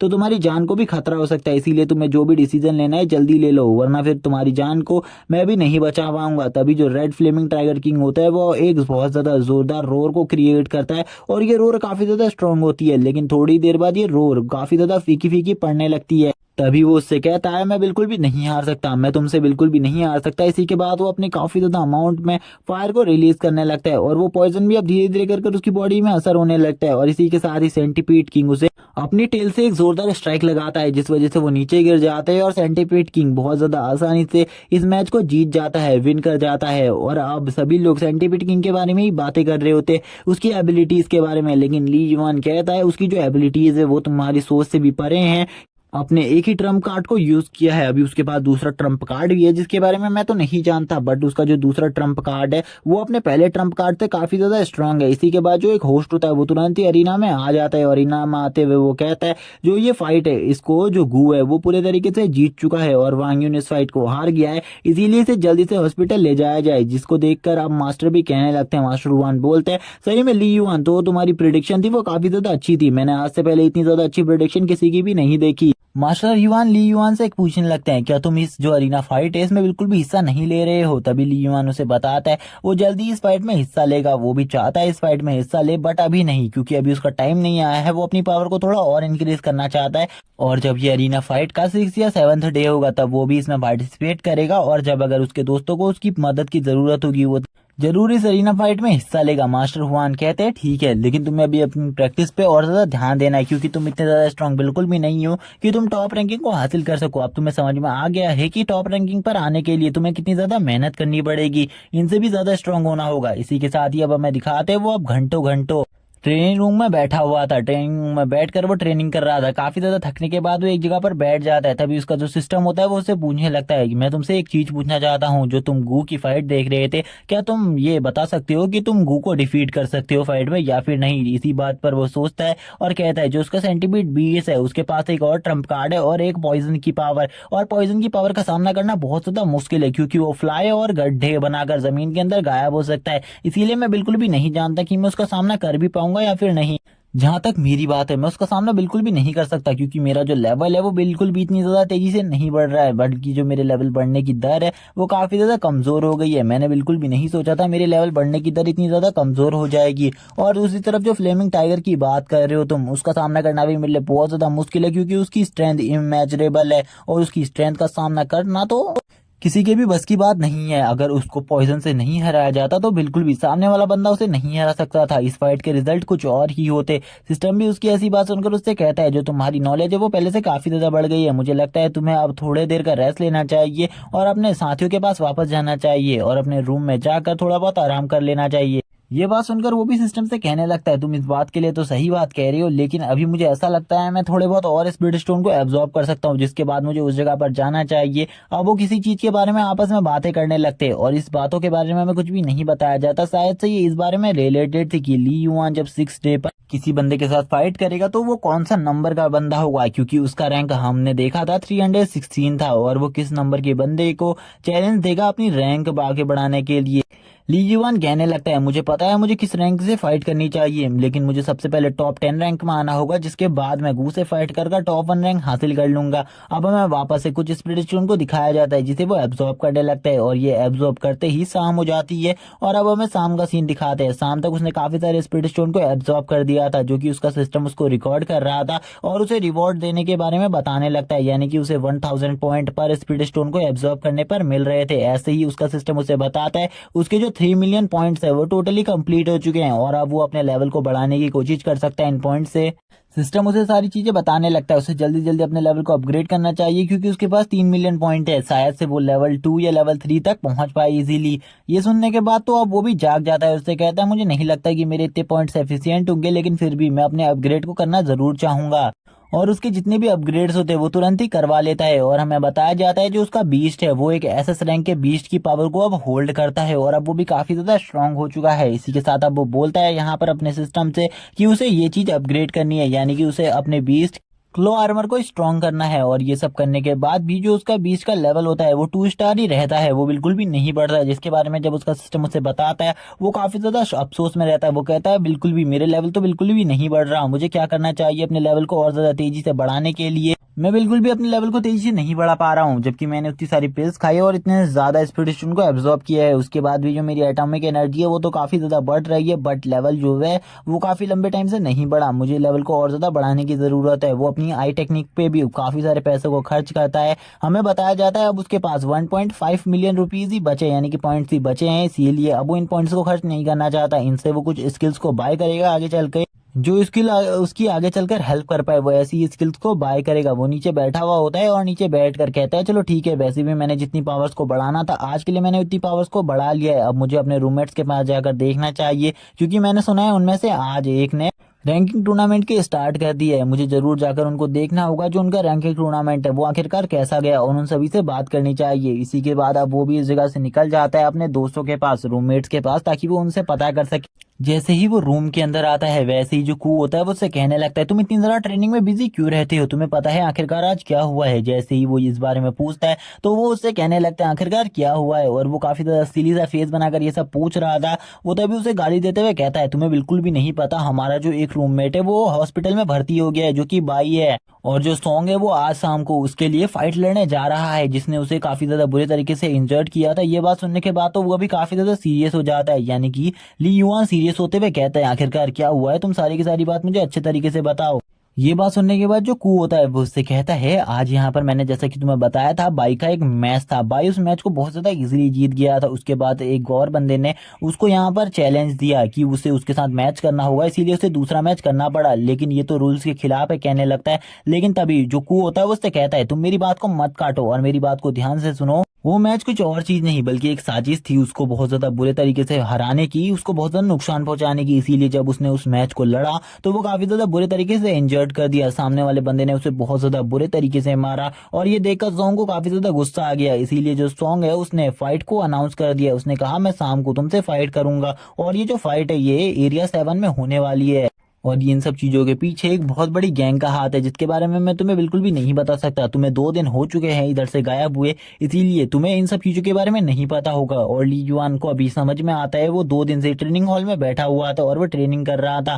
तभी वो बताने लगता है अभी ये जो एक ग्रुप है वो ऐसा कर रहा है जैसे कि किसी बंदे का रैंक 40 है तो एक अपना बंदा जो 50 रैंक पर बैठा है उसे 40 रैंक वाले से लड़वा कर 40 रैंक वाले को हरा दे रहे हैं। और उसी के बाद जो 40 रैंक वाला बंदा है जो हार चुका है या फिर जो नया 40 रैंक वाला बंदा आया है, अगर वो अपनी रैंक को बचाना चाहता है और उसी रैंक पर सुरक्षित रहना चाहता है, अगर वो उन बंदों को पैसे देगा तो वो लोग उसकी रक्षा करेंगे और उसके सामने जितने भी रोड़े आएंगे और उसको चैलेंज देने वाले बंदे होंगे वो उनके साथ फाइट करेंगे और उनको बहुत ज्यादा बुरे तरीके से इंजर्ड कर देंगे जिससे वो उनके साथ कभी भी फाइट नहीं कर पाएंगे। और ऐसा ही हुआ हमारे दोस्त के साथ, क्योंकि वो फाइट करना चाहता एक 30 रैंक के बंदे के साथ, जबकि ऐसा बिल्कुल भी नहीं हुआ। 25 रैंक वाले बंदे ने उसे चैलेंज दे दिया जिसके बाद वो बहुत ज्यादा बुरी तरीके से हार गया। ली युआन पूछता है आखिरकार ये ग्रुप किसका है, तो वो कू बताने लगता है ये जो ग्रुप है ये किसी नॉर्मल बंदे का ग्रुप नहीं है बल्कि एक गू नाम के बंदे का है जो कि शायद से टॉप रैंकिंग पर बैठा हुआ है। जैसे ही वो गू का नाम सुन वो भी हैरान हो जाता है, लेकिन कू आगे बताते हुए कहता है ये इनका जो ग्रुप है वो काफी ज्यादा बड़ा है और इनके ग्रुप में काफी ज्यादा पावरफुल बंदे हैं। अगर हम भी इनके ग्रुप के खिलाफ आवाज उठाएंगे तो हमें भी मार दिया जाएगा या फिर बहुत ज्यादा बुरी तरीके से घायल कर दिया जाएगा।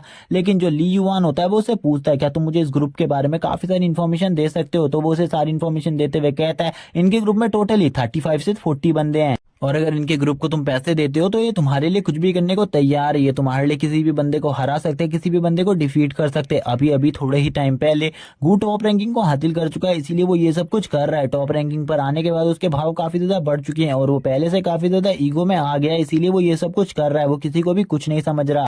ली युआन उससे कहता है चलो ठीक है मुझे समझ में आ गया, आखिरकार तुम क्या कहना चाहते हो, क्या तुम मुझे सबसे पहले बाई से मिलने आने को ले जा सकते हो, मैं बाई से मिलना चाहता हूँ। ये सुनकर वो उससे कहता है क्यों तुम बाई से आखिरकार अभी क्यों मिलना चाहते हो। वो उससे कहता है बाई से मुझे कुछ इन्फॉर्मेशन लेनी है, आखिरकार जिस बंदे ने उसे हराया उसके बारे में हमें थोड़ी बहुत इन्फॉर्मेशन मिलेगी तो हम सॉन्ग को उसके बारे में थोड़ी बहुत इन्फॉर्मेशन दे सकते हैं ताकि सॉन्ग उस बंदे को बहुत ज्यादा इजीली हरा दे और सॉन्ग को बिल्कुल भी ज्यादा तकलीफ ना हो उस बंदे को हराने में।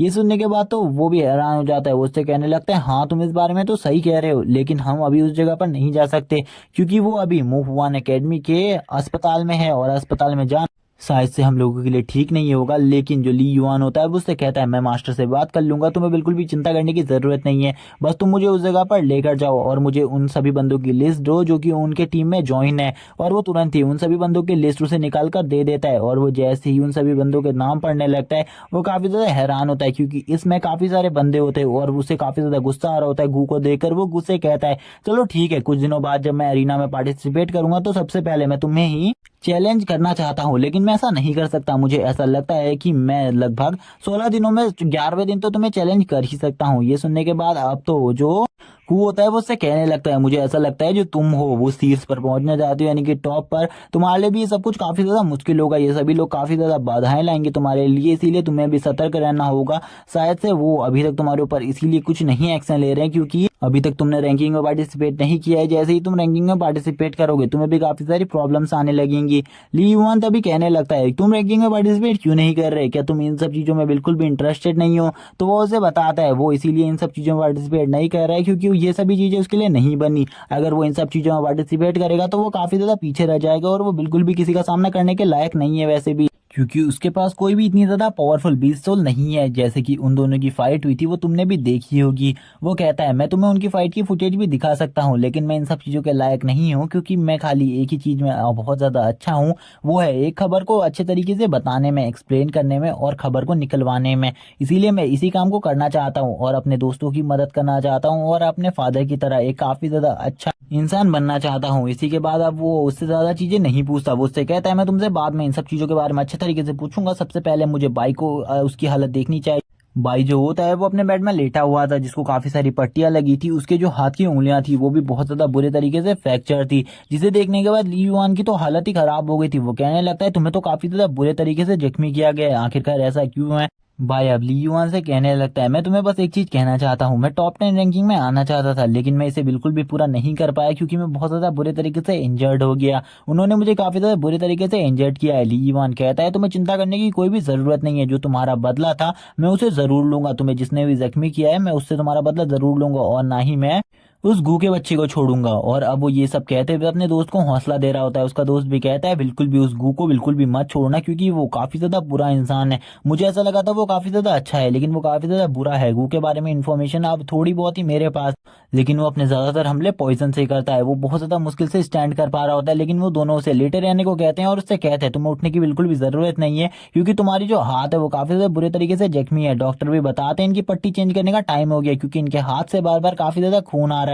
वो उससे तो यहाँ पर सॉन्ग के लिए इन्फॉर्मेशन लेने आए थे लेकिन वो कोई भी इन्फॉर्मेशन नहीं ले पाते। इसी के बाद अब हमें अरीना नंबर 7 का सीन दिखाते हैं। अरीना नंबर 7 में ये दोनों भी आकर बैठ चुके थे। ये दोनों यहाँ पर बातें करने लगते हैं आखिरकार इस मैच को कौन जीतेगा। तभी जो कू होता है वो बोलता है इस मैच को आराम से सॉन्ग जीत जाएगा क्योंकि ये मैच सॉन्ग के लिए काफी ज्यादा ईजी है। उसके सामने कोई इतना ज्यादा पावरफुल बंदा भी नहीं खड़ा है। सॉन्ग इजीली उस बंदे को डिफीट करेगा और हम लोग इस जगह से चले जाएंगे। लेकिन तभी जो ली युआन होता है वो उससे कहता है कभी भी तुम्हें अपने अपोनेंट को बहुत ज्यादा कमजोर नहीं समझना चाहिए, क्या पता उसका अपोनेंट काफी ज्यादा स्ट्रांग हो। वो उसे बताता है उसका अपोनेंट के बारे में, उसने थोड़ी बहुत इन्फॉर्मेशन तो निकाली है। वो इतना ज्यादा भी स्ट्रांग नहीं है क्योंकि वो अभी 25 रैंकिंग पर ही पहुंचा है और वो अपने स्तर को आगे नहीं बढ़ा रहा। अगर वो चाहे तो टॉप 10 में इजीली पहुंच जाए लेकिन उसको गू ने मना किया है, उसे इसी जगह पर रखा गया है क्योंकि अगर कोई भी ऊपर बड़ी प्रॉब्लम लेकर आ रहा हो तो वो उसे नीचे ही इजीली खत्म कर दे और ऊपर कोई भी ज्यादा पावरफुल बंदा ना आ सके, ऊपर वही बंदे आ सके जो कि उन्हें पे करते हैं। ली युआन उसके बारे में पूछता है, उसके फादर के बारे में पूछता है तो वो बताता है कि उसके फादर भी इसी तरीके की इंफॉर्मेशन को इधर से उधर करते हैं और वो भी अपने भाई से इसी काम को सीख रहा है। और उसका भाई जो है वो यांजिंग एकेडमी में पढ़ता है, इसीलिए वो भी इस एकेडमी में पढ़कर इस एकेडमी के गौरव को आगे बढ़ा रहा है। जब वो इन सारी बातों को बताता है तो ये सारी की सारी बातें जो ली युआन होता है उसके सर के ऊपर से जाती है, उसे एक भी बात समझ में नहीं आती। इसी के साथ ही अब अरीना का सीन दिखाते हैं। अरीना में दोनों के दोनों आ चुके थे। दोनों ही जैसी अरीना में आते हैं वो दोनों का ही इंट्रोडक्शन दिया जाता है जिसमें जो सामने वाला बंदा है इसे मैं रेड कहूंगा। और जो रेड होता है वो कहने लगता है मैंने बिल्कुल भी नहीं सोचा था तुम्हारा जो रूममेट है वो काफी ज्यादा बुरी तरीके से घायल हो गया था, जिस वजह से वो इतना ज्यादा जोर से चिल्लाने लगा था। उसका बदला लेने के लिए तुम इस अरीना में फाइट करने के लिए आओगे मुझसे, मैंने ऐसा कभी भी नहीं सोचा था। लेकिन तभी जो सॉन्ग होता है वो उससे शांति से बात करते हुए कहता है तुम्हें मेरे रूममेट के बारे में बात नहीं करनी चाहिए क्योंकि आज मैं तुम्हें एक अच्छा सबक सिखाऊंगा। आखिरकार तुम्हें किसी इंसान को कितने बुरे तरीके से पीटना चाहिए, मैं तुम्हारे आज सारी की सारी हड्डियां तोड़ दूंगा इसी जगह पर। आज मैं तुम्हें बहुत अच्छा सबक सिखाऊंगा। लेकिन जो सामने वाला बंदा होता है वो काफी ज्यादा मजाक उड़ाने लगता है सॉन्ग का। वो काफी ज्यादा बुरे तरीके से उससे कहता है मैंने सुना है तुम अपनी सिटी के टॉप वाले बंदे हो, इसीलिए आज मैं तुम्हें डिफीट कर कर तुम्हारी सिटी की बेइज्जती करूंगा क्योंकि अगर मैं तुम्हारी सिटी को हरा सकता हूँ तो तुम्हारी सिटी में कोई भी जीनियस नहीं है बल्कि सभी के सभी डफर है तुम्हारी ही तरह। और इसी के साथ ही वो जोर जोर से अपने पैरों को पटकने लगता है और हंसने लगता है और कहता है तुम जैसे बेवकूफ ही तुम्हारी सिटी में रह सकते हैं, मुझे तो बिल्कुल ही लगा था तुम लोग काफी ज्यादा बेकार होगे और तुम्हारी स्ट्रेंथ भी काफी ज्यादा कमजोर होगी। चलो ठीक है अब फाइट करने के लिए तैयार हो जाओ। इसी के साथ ही ये दोनों के दोनों फाइट के लिए तैयार हो जाते हैं और जैसे ही वो उसके ऊपर हमला करता है वो अपने हाथ को रेडी करते हुए जो सॉन्ग होता है वो अपनी बीस्ट फॉर्म में ट्रांसफॉर्म होने लगता है। जब वो अपनी बीस्ट फॉर्म में ट्रांसफॉर्म होता है तो उसके अंदर से काफी ज्यादा लाइट निकलने लगती है जिसे देखकर सामने वाला बंदा जो रेड होता है वो भी थोड़ी देर के लिए हैरान हो जाता है। वो कहते हैं आखिरकार ये क्या हो रहा है, इसकी जो बीस्ट फॉर्म है इससे तो काफी ज्यादा एनर्जी निकल रही है। और वो इस एनर्जी को देखकर काफी ज्यादा हैरान था लेकिन थोड़ी ही देर बाद वो एक बटरफ्लाई में कन्वर्ट हो जाता है जो कि एक ब्लू कलर की बटरफ्लाई थी। इसको देखकर तो उसकी हंसी छूट जाती है और वो हंसते हुए बोलता है ये तो एक नॉर्मल सी बटरफ्लाई है, चलो मैं दिखाता हूँ आखिरकार एक स्ट्रॉन्ग बीस्ट क्या होता है।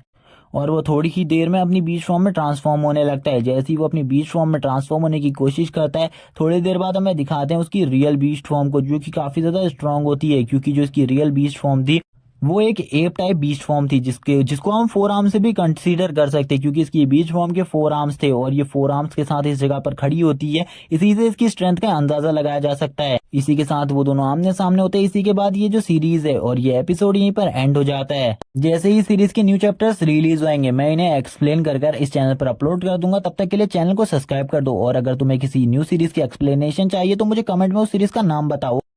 लास्ट पार्ट के एंड में सॉन्ग और एक बंदे के बीच में एक मैच स्टार्ट हो गया था। जो सॉन्ग था वो उस बंदे से फाइट करने के लिए तैयार था। जैसे ही वो बंदा सॉन्ग की स्पिरिट सोल को देखता है वो काफी ज्यादा हैरान हो जाता है और इसी के साथ ही हंसने लगता है और हंसते हंसते कहता है तुम मेरे सामने कचरे के अलावा कुछ भी नहीं हो, तुम मेरा सामना कभी भी नहीं कर पाओगे। और हंसते हुए तुरंत ही अपनी मार्शल सोल को भी निकाल लेता है यानी कि अपने बीस्ट ट्रांसफॉर्मेशन में आ जाता है और अपनी बीस्ट ट्रांसफॉर्मेशन में आने के बाद काफी ज्यादा पावरफुल रोर करता है। जबकि जो दूसरी तरफ जितने भी लोग होते हैं वो सभी कहने लगते हैं जो सॉन्ग है हमने उसके बारे में पता किया है, वो तो एक सपोर्टिव क्लास का वॉरियर है, तो आखिरकार वो फाइट कैसे कर सकता है, वो तो इस फाइट को बहुत ज्यादा इजीली हार जाएगा, वो बिल्कुल भी इसके सामने नहीं टिक पाएगा। युआन जियान के सामने टिकना उसकी बस की बात नहीं है। युआन जियान काफी ज्यादा पावरफुल है, उसका सामना कोई भी इतनी आसानी से नहीं कर सकता। इसी के बाद कू को दिखाते हैं, जो कू होता है वो कहने लगता है ली युआन से, तुम मुझे बताओ आखिरकार कौन जीतेगा इन दोनों की फाइट में, तुम्हें क्या लगता है। इसी के साथ ही जो ली युआन होता है वो बोलता है, मुझे ऐसा लगता है जो यान जियान है वो इस फाइट को बहुत ज्यादा इजीली जीत जाएगा, क्योंकि उसके पास एक बहुत ज्यादा पावरफुल सोल है।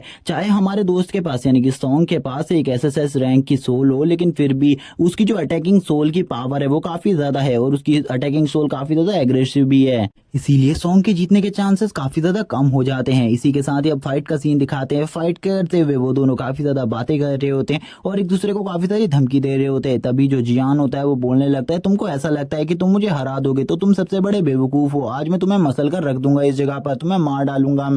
लेकिन ये सुनने के बाद सॉन्ग चुप नहीं रहता और तुरंत ही बहुत ज्यादा पावरफुल स्लैशेस को उसके ऊपर छोड़ देता है, जिससे उसकी बॉडी पर थोड़ा बहुत डैमेज आता है, जिससे वो और ज्यादा गुस्सा हो जाता है और अपने एग्रेसिव फॉर्म में ही उसकी तरफ अटैक करने के लिए बढ़ जाता है। अभी हमें दिखाते हैं कू को। कू ली युआन से कहने लगता है, तुम बहुत ज्यादा गलत हो, तुमने गलत सोचा, क्योंकि मुझे ऐसा लगा था तुम्हारी सोच सही होगी, लेकिन सॉन्ग काफी ज्यादा पावरफुल है, वो इजीली उसे टेक डाउन कर लेगा। जितनी भी पब्लिक होती है वो सॉन्ग के बारे में बात करते हुए कहती है, जिस टाइप का वो दिखता है उस टाइप की उसकी मार्शल सोल नहीं है, हमें लगा था उसकी कोई अटैकिंग टाइप मार्शल सोल होगी, लेकिन ये तो एक सपोर्टिव मार्शल सोल है। सपोर्टिव मार्शल सोल वाला बंदा कभी भी किसी अटैकिंग मार्शल सोल वाले बंदे के सामने नहीं टिक सकता। लेकिन सॉन्ग जो होता है वो अपनी पूरी कोशिश कर रहा होता है। सॉन्ग बोलता है, तुमने मेरे दोस्त को घायल करने की कोशिश करी थी और उसे बहुत ज्यादा बुरे तरीके से जख्मी कर दिया था, मैं उसका बदला तुमसे जरूर लूंगा। लेकिन तभी जो दूसरी तरफ से जियान होता है वो कहने लगता है, तुम्हारा दोस्त भी मेरा कुछ नहीं बिगाड़ पाया था और तुम भी मेरा कुछ नहीं बिगाड़ पाओगे, और तुम्हारी हालत भी मैं तुम्हारे दोस्त की तरह कर दूंगा।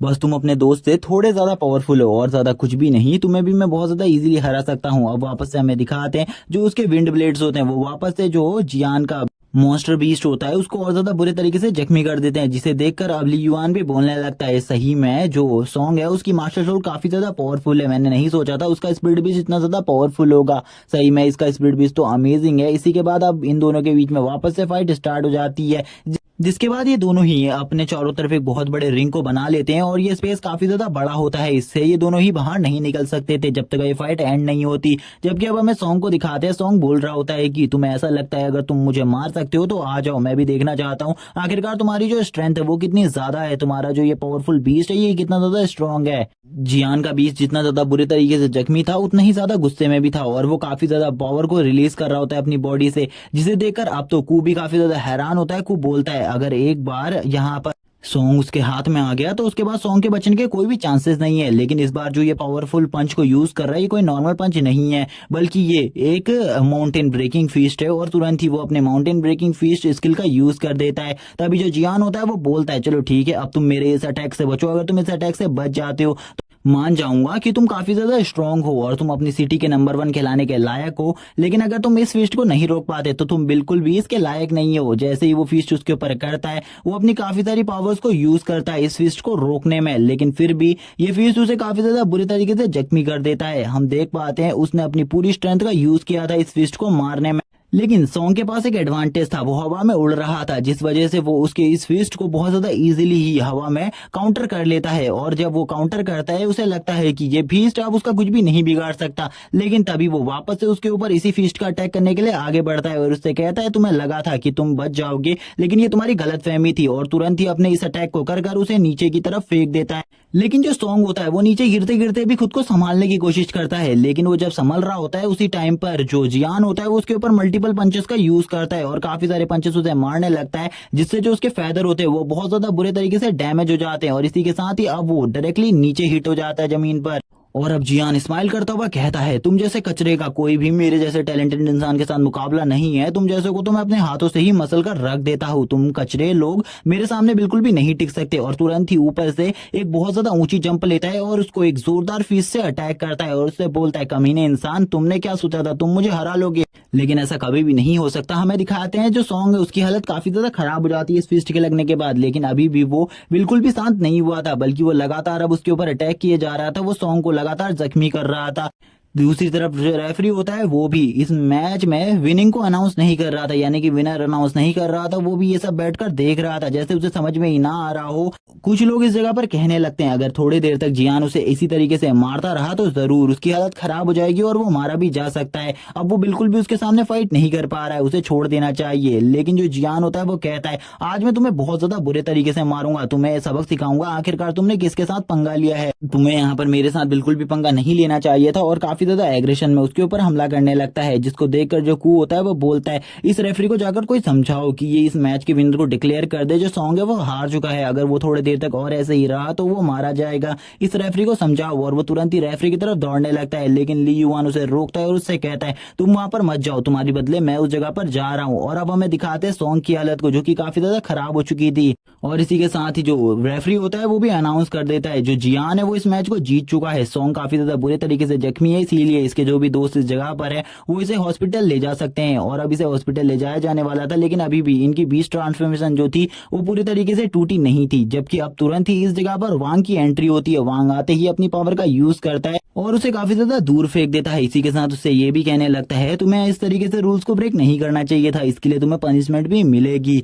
तभी हमें दिखाते हैं जो जियान होता है वो तुरंत ही अपनी ट्रांसफॉर्मेशन को वापस से ह्यूमन ट्रांसफॉर्मेशन में ट्रांसफॉर्म कर लेता है और हंसते हुए कहता है तुम मुझे कोई भी सजा नहीं दे सकते, तुम्हारा कोई भी हक नहीं बनता मुझे सजा देने का। और वो काफी ज्यादा खिल्ली उड़ाने लगता है इस जगह पर वांग की, और वांग की काफी ज्यादा भी बेइज्जती कर रहा होता है। लेकिन अब वो टॉपिक को चेंज करते हुए बोलता है अगर इसका और कोई भी रूममेट बचा है जो कि मेरे से फाइट करना चाहता है तो वो कर सकता है। तभी हमें वांग की एंट्री दिखाई जाती है। वांग इस तरफ आते हुए कहता है मैं तुम्हारा मुंह फोड़ दूंगा अगर तुमने दोबारा से ऐसी कुछ करने की कोशिश करी, तुम्हारी तो मैं शिकायत करने वाला हूँ आगे हॉल में, क्योंकि तुमने एक स्टूडेंट को काफी ज्यादा बुरे तरीके से पीटा है जो कि इस मैच के रूल के खिलाफ था। अगर तुम ऐसा करते हो तो मैं खुद तुम्हें पनिशमेंट दूंगा और तुम्हारे मुंह को आज यहीं पर फोड़ दूंगा।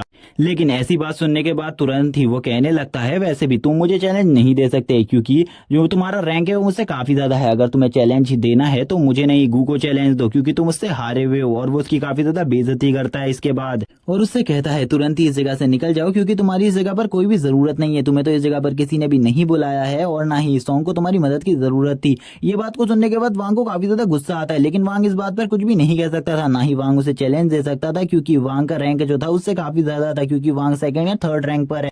अब वापस से हमें दिखाया जाता है जो जियान होता है वो वांग के साथ बदतमीजी करते हुए कहता है वैसे भी तुम काफी ज्यादा कमजोर हो, तुम उसके सामने नहीं टिक पाए, गू के सामने तुम बिल्कुल भी नहीं टिक पाए, और तुम मुझे बिल्कुल भी नहीं धमका सकते क्योंकि मैं तुम्हारा जूनियर हूँ, इसीलिए मेरे साथ में रिस्पेक्ट से बात करो, तुम मेरे साथ ऐसी बदतमीजी नहीं कर सकते। लेकिन वांग उसकी ऐसी बातें सुनने के बाद भी कुछ नहीं बोल सकता था, क्योंकि इनका जो ग्रुप का लीडर था वो काफी ज्यादा चीटिंग्स को यूज करता था, यानी कि पॉइजन और अदर चीटिंग्स को। तभी हमें कू को दिखाते हैं, कू भी नीचे आने लगता है अपने दोस्त के पास। इसी के साथ ही ली युआन भी इस जगह पर आ जाता है। ली युआन आते हुए कहता है ब्रदर वांग आपका धन्यवाद, आपने इस टाइम पर हमारी मदद करी और हमारे दोस्त सॉन्ग को बचा लिया। और वो ये भी बताता है कि मैं इसका रूममेट हूँ। इसी के बाद हमें वापस से जियान को दिखाते हैं। जियान काफी ज्यादा बदतमीजी कर रहा होता है और बड़बड़ा रहा होता है और काफी ज्यादा गालियां दे रहा होता है इस टाइम पर सॉन्ग को। वो आगे बढ़ते हुए कहता है तुम्हें यहाँ पर मेरे दोस्त के बारे में बकवास करने की कोई भी जरूरत नहीं है, अगर तुमने दोबारा से मेरे दोस्त के साथ ऐसी बकवास करी मैं तुम्हारा मुंह फोड़ के रख दूंगा। और जहां तक रही चैलेंज की बात, मैं तुम्हें चैलेंज देता हूं मेरे साथ फाइट का। लेकिन तुरंत ही वो उसकी बेइज्जती करते हुए बोलता है तुमने अपने रैंक को देखा है, तुम 300 रैंक से भी ऊपर हो, जब तुम्हारा रैंक मेरे बराबर होगा तभी तुम मेरे साथ फाइट कर सकते हो, वरना बिल्कुल भी नहीं, क्योंकि तुम मेरे सामने काफी ज्यादा कमजोर हो। अभी तुम्हें पहले रैंक हासिल करना होगा, उसी के बाद मेरे से फाइट कर सकते हो। अगर तुम मुझसे फाइट करोगे तो मैं तुम्हें बहुत ज्यादा बुरे तरीके से मारूंगा। इसी के साथ हम दिखाते हैं जो ली युआन होता है वो कहता है ठीक है, अगर तुम यहाँ पर मेरे साथ फाइट करना चाहते हो तो ठीक है, 12 दिन का वेट करो, 12 दिन तक मैं तुम्हारे रैंक तक पहुंच जाऊंगा और तुम्हारे रैंक तक पहुंचने के बाद मैं तुम्हें बीट कर दूंगा। पहले उसका रैंक 25 था लेकिन अब 12 हो चुका है, इसीलिए अब जो ली युआन था उसे और ज्यादा मेहनत करनी पड़ेगी। लेकिन वो अपने मन में सोच रहा होता है जियान आखिरकार ये बंदा कौन है जो कि यहाँ पर मुझसे फाइट करने के लिए इतना ज्यादा उतावला है, इसे ऐसा क्यों लगता है कि ये मुझे हरा देगा। लेकिन जब इससे मेरा सामना होगा मैं इसको बहुत ज्यादा बुरे तरीके से बीट कर दूंगा। और अब इस जगह से जाते हुए कहता है तुम्हारा दोस्त भी कचरा था और मुझे ऐसा लगता है तुम भी अपने दोस्तों की तरह एक कचरा होगे, इसीलिए मुझे तुम्हारे साथ फाइट करने में ज्यादा इंटरेस्ट नहीं है। लेकिन तुमने जो चैलेंज दिया है उसे मैं जरूर कबूल करूंगा। अगर तुम 12 दिन बाद मुझे नहीं मिले फाइट के अरीना में तो जरूर मैं तुम्हारे रूम में आकर तुम्हें बहुत ज्यादा बुरे तरीके से मारूंगा और तुम्हारी सारी की सारी हड्डियां भी तोड़ दूंगा। ये बात सुनने के बाद ली युआन उससे कहता है ठीक है, वो तो 12 दिन के बाद का वक्त बताएगा आखिरकार हम दोनों में से कौन जीता है। इसी के बाद उस सॉन्ग के पास आगे बढ़ते हैं। जो सॉन्ग होता है वो कहने लगता है मॉम मैं बिल्कुल भी इस फाइट को नहीं जीत पाया, मैं इस फाइट को नहीं आना चाहता था और वो सब कुछ अपनी मॉम को याद करते हुए कह रहा था। लेकिन ली युआन उससे कहता है तुम बिल्कुल भी चिंता मत करो मेरे दोस्त, अब सब कुछ मेरे ऊपर छोड़ दो, जिसने भी तुम्हारी ये हालत करी है मैं उस बंदे को बिल्कुल भी नहीं छोड़ूंगा और उसका जो भी ये पूरा ग्रुप है मैं उसको पूरे तरीके से खत्म कर दूंगा। ली युआन अब ब्रदर वांग से पूछता है आखिरकार आप इस टाइम पर हमारे फाइट के बीच में क्यों आए, क्योंकि आप तो हम में से किसी को भी नहीं जानते। वो बताते हैं कि जैसे सॉन्ग उस ग्रुप को पसंद नहीं करता जो कि जियान और गू का ग्रुप है, वो भी उसी टाइप के बंदे हैं जो कि उनके ग्रुप को पसंद नहीं करते और उनके ग्रुप को डिस्ट्रॉय करना चाहते हैं, इसीलिए उसने उनकी मदद करी। वो अपने मन में सोचने लगते हैं इस बंदे ने जिस बंदे को चैलेंज दिया है वो इससे काफी ज्यादा पावरफुल है, लेकिन उसके बाद भी अगर इस बंदे ने उसे चैलेंज दिया है तो इस बंदे के अंदर कोई ना कोई खास बात जरूर है और इस खास बात को मैं जरूर देखूंगा उस मैच में। मुझे ऐसा लगता है कि ये बंदा वही है जो कि मेरा एक अच्छा दोस्त बनने के काबिल है और ये सब वो सोच रहे होते हैं। लेकिन तभी जो ली युआन होता है वो कहने लगता है हम आपसे बाद में बात करेंगे, अभी मुझे जाना होगा क्योंकि मेरा जो दोस्त है वो काफी ज्यादा बुरे तरीके से जख्मी है, मुझे इसे निजी अस्पताल में लेकर जाना है। और इसी के साथ ही जो ब्रदर वांग होते हैं वो कहते हैं तुम बिल्कुल भी चिंता मत करो, तुम उस जगह पर चले जाओ, उस जगह पर एक बेड खाली करवा दिया है मैंने, उस जगह पर तुम्हारे दोस्त को कोई भी तकलीफ नहीं होगी, मैंने इन सब चीजों के बारे में पहले ही सारी बातें कर ली हैं उस जगह पर। अब हमें हॉस्पिटल का सीन दिखाया जाता है, जो हॉस्पिटल होता है उसके अंदर ये दोनों अपने दोस्त का इलाज करवा रहे होते हैं। इसके दोस्त की काफी ज्यादा बुरी हालत होती है, उसकी जो बॉडी थी उससे काफी ज्यादा खून बह चुका था, उसके हाथ पैर दोनों ही टूट चुके थे और अब उसका जो पेट था उसमें भी काफी ज्यादा बुरी चोटें आई थी, यानी कि उसकी सारी की सारी मसल्स भी बहुत ज्यादा बुरे तरीके से डैमेज थी। तभी जो कू होता है वो ली युआन से कहता है क्या तुमने जो बाहर अरीना में चीजें कही थी उन सब चीजों के लिए तुम पूरी तरीके से सीरियस हो, क्योंकि मुझे ऐसा बिल्कुल भी नहीं लगता कि तुम कभी भी अरीना में जाकर फाइट करोगे। लेकिन ली युआन अब उसे बताता है वो जरूर अरीना में जाकर फाइट करेगा और उसका जो पहला मैच है वो कल से स्टार्ट हो जाएगा, क्योंकि वो जियान से बदला लेना चाहता है। इसी के बाद अब नेक्स्ट डे का सीन दिखाते हैं। नेक्स्ट डे जो ली युआन होता है उसका आज पहला मैच था। ली युआन के पहले मैच के लिए ज्यादा लोग नहीं आए थे उसे देखने के लिए, लेकिन जो उसका अपोनेंट था वो 262 पर था, उसका रैंक 262 था और उसका नाम चेन था। जो चेन होता है वो बोलता है तुमने तो कल जियान को कंपटीशन के लिए चैलेंज दिया है, मुझे तो ऐसा लगता है आज तुम मेरे हाथों से ही बहुत ज्यादा बुरे तरीके से जख्मी होने वाले हो, तुम उसके अपोनेंट बिल्कुल भी नहीं हो। ये जनरल रैंक के 8th लेवल पर होता है। इसी के बाद जो ली युआन होता है वो उससे कहता है तुम्हें बातें कम करनी चाहिए और अपने ट्रांसफॉर्मेशन को तुरंत ही करो, क्योंकि मैं तुमसे फाइट करने वाला हूँ, मुझे बातों की फाइट बिल्कुल भी नहीं करनी, मेरे पास इतना टाइम बिल्कुल भी नहीं है। तभी वो भी उससे कहता है ठीक है यहाँ पर तुमने काफी ज्यादा अच्छी बात करी है, इसीलिए मैं भी अब तुम्हारे साथ सीरियसली फाइट करूंगा और पूरी ताकत के साथ तुम्हारे ऊपर हमले करूंगा। इसी के बाद ये अपनी ट्रांसफॉर्मेशन में आ जाता है जो कि एक स्नेक की होती है, जो कि एक वाटर टाइप स्नेक है और ये काफी ज्यादा पावरफुल बीस्ट है। इसी के साथ हमें दिखाया जाता है ली युआन के बीस्ट को, जिन दोनों का अब आमना सामना हो जाता है और ये दोनों ही फाइट करने के लिए तैयार थे। ये दोनों ही एक दूसरे के ऊपर अटैक करने के लिए आगे बढ़ते हैं। जो वो स्नेक होता है वो सबसे पहले बोलता है तुम मेरी इस पकड़ से बिल्कुल भी नहीं बच सकते, आज मैं तुम्हें एक ही बार में मार डालूंगा। लेकिन उसे नहीं पता था उसका सामना किस बंदे के साथ हुआ है और इसी के साथ ही वो उसकी स्नेक टेल को पकड़ लेता है और उसकी स्नेक टेल को पकड़ने के बाद काफी ज्यादा जोर से उसके ऊपर हमला करना स्टार्ट कर देता है। और अब जो ली युआन का बीस्ट होता है वो उससे कहता है चलो ठीक है अब मैं तुम्हें अपनी पावर को दिखाता हूँ, आखिरकार जो मेरी स्ट्रेंथ है वो कितनी ज्यादा है। और वो तुरंत ही उसकी जो पूंछ होती है उसको 2 हिस्सों में अलग कर देता है, जिसे देखकर अब उस स्नेक को भी काफी ज्यादा गुस्सा आ जाता है और वो भी उसके ऊपर अटैक करने के लिए आता है। लेकिन वो अपने छोटे मोटे अटैक भी उसके ऊपर नहीं कर पाता और अब उसकी जो पावर होती है वो पूरी तरीके से खत्म हो जाती है। वो स्नेक काफी ज्यादा बुरे तरीके से डर जाता है और इस जगह पर कुछ भी नहीं कर पाता। उस स्नेक की तो हालत ही खराब हो गई थी और तभी जो ली युआन होता है वो उसके गले को पकड़ लेता है और उस स्नेक के गले को पकड़ने के बाद उससे कहता है क्या तुम हार मानते हो। और जैसे ही वो स्नेक कहता है मैं हार मानता हूँ, मैं तुम्हारे साथ और ज्यादा फाइट नहीं कर सकता। इसी के साथ यहाँ पर जो रेफरी होता है वो अनाउंस कर देता है कि ली युआन इस फाइट को जीत चुका है। तभी जो ली युआन होता है वो अंदर की तरफ आ जाता है। तभी जो कू होता है वो उससे कहता है मुझे बिल्कुल भी नहीं पता था जो तुम्हारा स्पिरिट बीस्ट है वो एम्परर रैंक के 2 स्टार पर पहुंच चुका है, इस बारे में मुझे बिल्कुल भी नहीं पता था। लेकिन ये सुनने के बाद तो वो भी हैरान होता है और उससे कहता है आखिरकार तुम्हें इसके बारे में कैसे पता चला। वो उससे कहता है इस बारे में अभी पूरे स्कूल को पता चल चुका है और तुम स्कूल में सबसे ज्यादा पॉपुलर हो गए हो, क्या तुम मुझे एक बारे में बता सकते हो क्योंकि इससे हम काफी ज्यादा पैसा कमा सकते हैं। ली युआन इस बारे में सोचते हुए कहता है मेरे पास अभी बिल्कुल भी पैसा नहीं है, मुझे पैसे की सख्त जरूरत है, इसीलिए तुम कोई भी चीज मुझसे पूछ सकते हो, मैं तुम्हें बताने को तैयार हूँ। जो तुम्हारा मैच होने वाला है जियान से, आखिरकार उस मैच में तुम्हारे जीतने के कितने % चांसेस है। तभी वो इस चांसेस के बारे में बताते हुए कहता है मेरे 95% चांसेस है जीतने के, जिसे सुनकर वो खुश हो जाता है और उससे बोलता है हु उससे कहता है ये तो काफी ज्यादा अमेजिंग बात है, तुम तो काफी ज्यादा पावरफुल हो, मैंने बिल्कुल भी नहीं सोचा था तुम इतने ज्यादा पावरफुल होगे। और इसी के बाद उससे कहता है मुझे ऐसा लगता है तुम हो भेड़िए की खाल में छुपे हुए एक शेर की तरह हो, तुमने अपनी पावर के बारे में पहले किसी को भी नहीं बताया और तुम काफी ज्यादा स्ट्रांग हो। ली युआन उससे कहता है तुम्हें मेरी पावर के बारे में बिल्कुल भी नहीं पता अभी, क्योंकि मैं किंग लेवल के 2.5 स्टार पर पहुंच चुका हूँ, इसीलिए तुम चिंता मत करो, मैं काफी ज्यादा स्ट्रांग हूँ। ये बोल सुनने के बाद तो वो कहने लगता है तुमने तो कभी भी हमें अपनी पावर के बारे में बताया ही नहीं, मुझे तो बिल्कुल भी नहीं समझ में आ रहा तुम किंग लेवल पर कब पहुंच गए।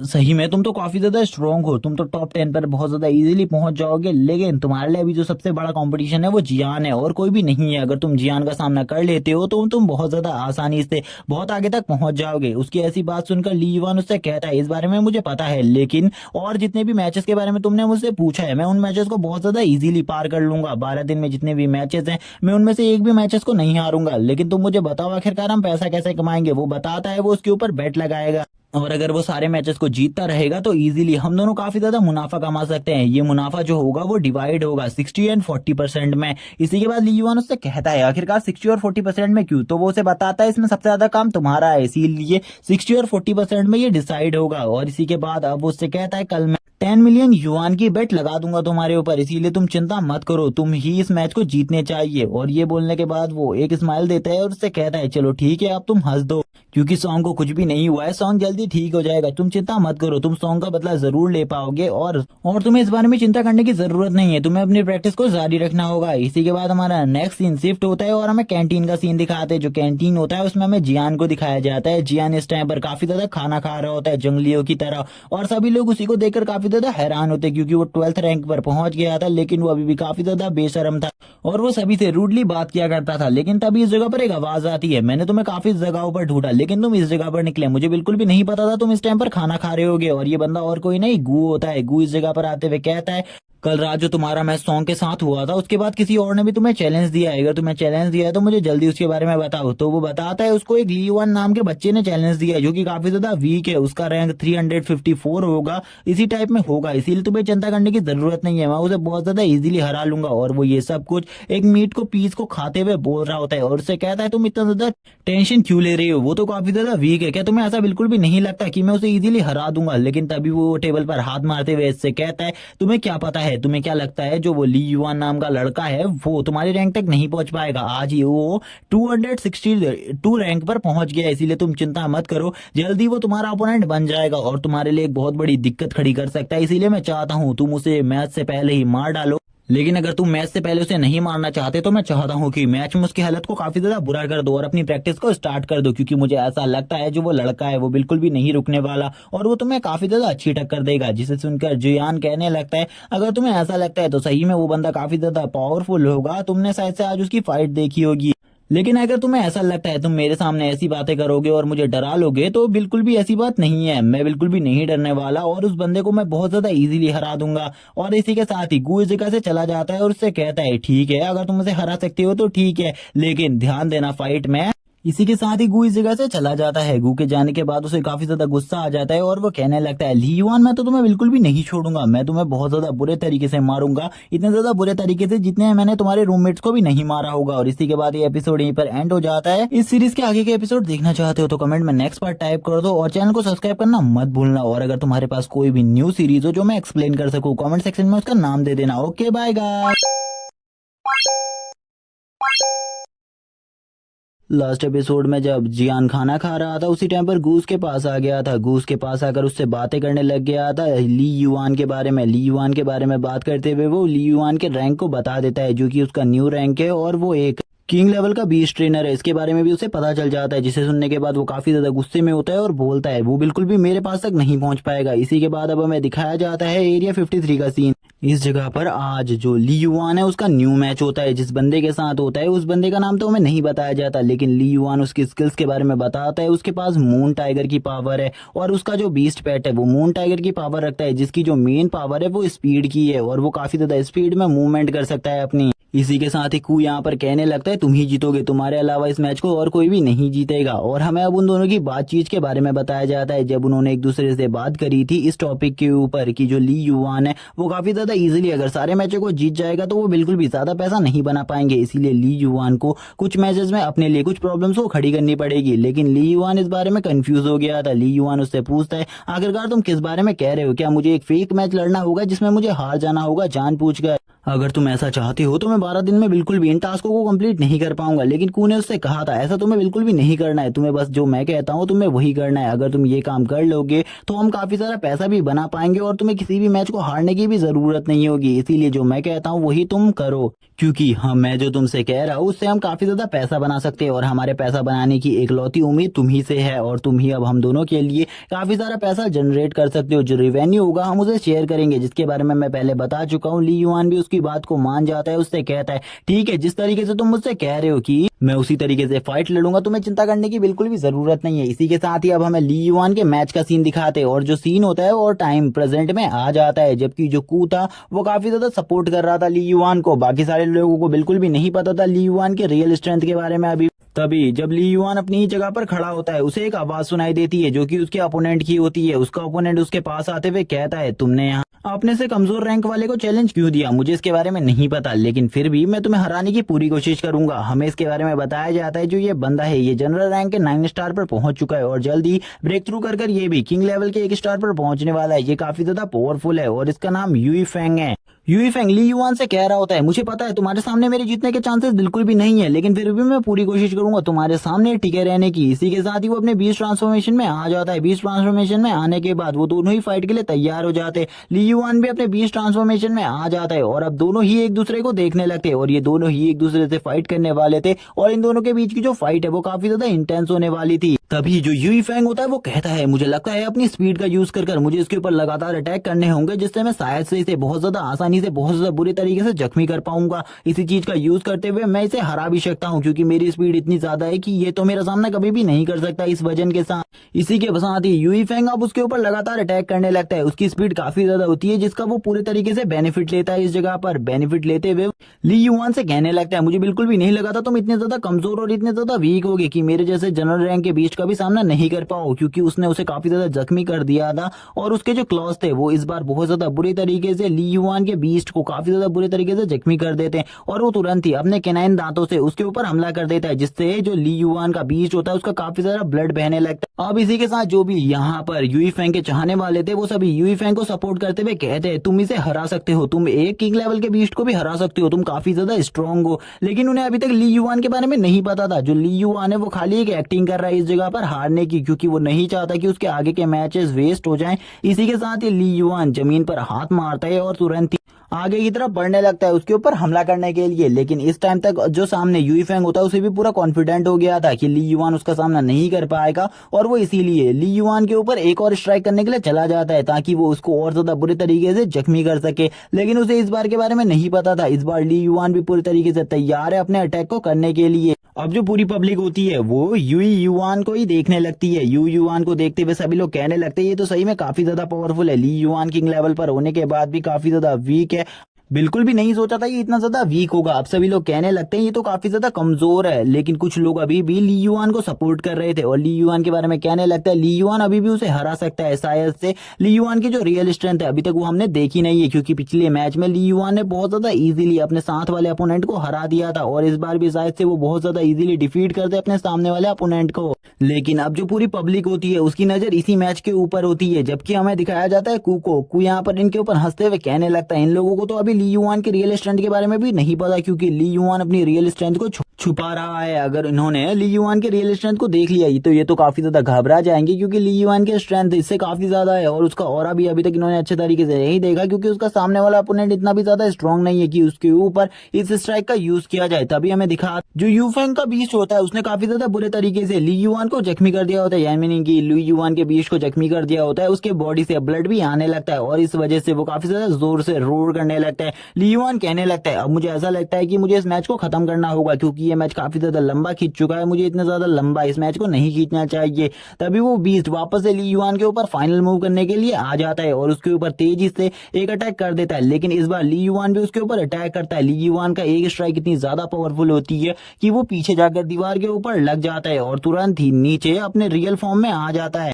जिसे देखकर अब पूरी जनता कहने लगती है क्या ये सही में ली युआन की रियल स्ट्रेंथ है। ली युआन की रियल स्ट्रेंथ देखकर कुछ लोग डर जाते हैं, लेकिन जो वो बंदा होता है यानी कि यू फेंग, वो कहता है मुझे पहले ही पता था मैं इस बंदे का सामना नहीं कर पाऊंगा, लेकिन मुझे ऐसा क्यों लग रहा है ये सब एक गलती की वजह से हुआ है। उसने बस एक तुक्के की वजह से इस मैच को जीत गया है, वरना मैं इस मैच को बहुत ज्यादा इजीली जीत जाता, बस ये मेरी ही गलती है। और वो अपने आप को ही कोस रहा होता है। तभी जितने भी बंदे इस जगह पर होते हैं वो कहते हैं ली युआन इस मैच का रियल विनर नहीं हो सकता, लेकिन फिर भी वो जीत गया है क्योंकि शायद से गलती से यू फेंग उसके सामने आ गया, तभी वो उसका सामना कर पाया। तभी हमें कुछ और लोगों को दिखा दिया जाता है जो कि ली युआन के बारे में कह रहे होते हैं। जो ली युआन है वो काफी ज्यादा अमेजिंग है, उसकी पावर को देखा, लेकिन कुछ लोग उसे वापस से हेट देते हुए कहते हैं कि वो इतना ज्यादा स्ट्रांग नहीं है, बस वो दिखने की कोशिश कर रहा है इतना ज्यादा स्ट्रांग, वो काफी ज्यादा कमजोर है, वो काफी ज्यादा वीक है, उसका सामना करना बहुत ज्यादा इजी है किसी के लिए भी। उसने बस तुक्के के वजह से ही अपने अपोनेंट को हरा पाया है, वरना वो अपने अपोनेंट को कभी भी नहीं हरा पाता। और इसी के साथ ही कू भी उसके पास आ जाता है, जबकि अब वो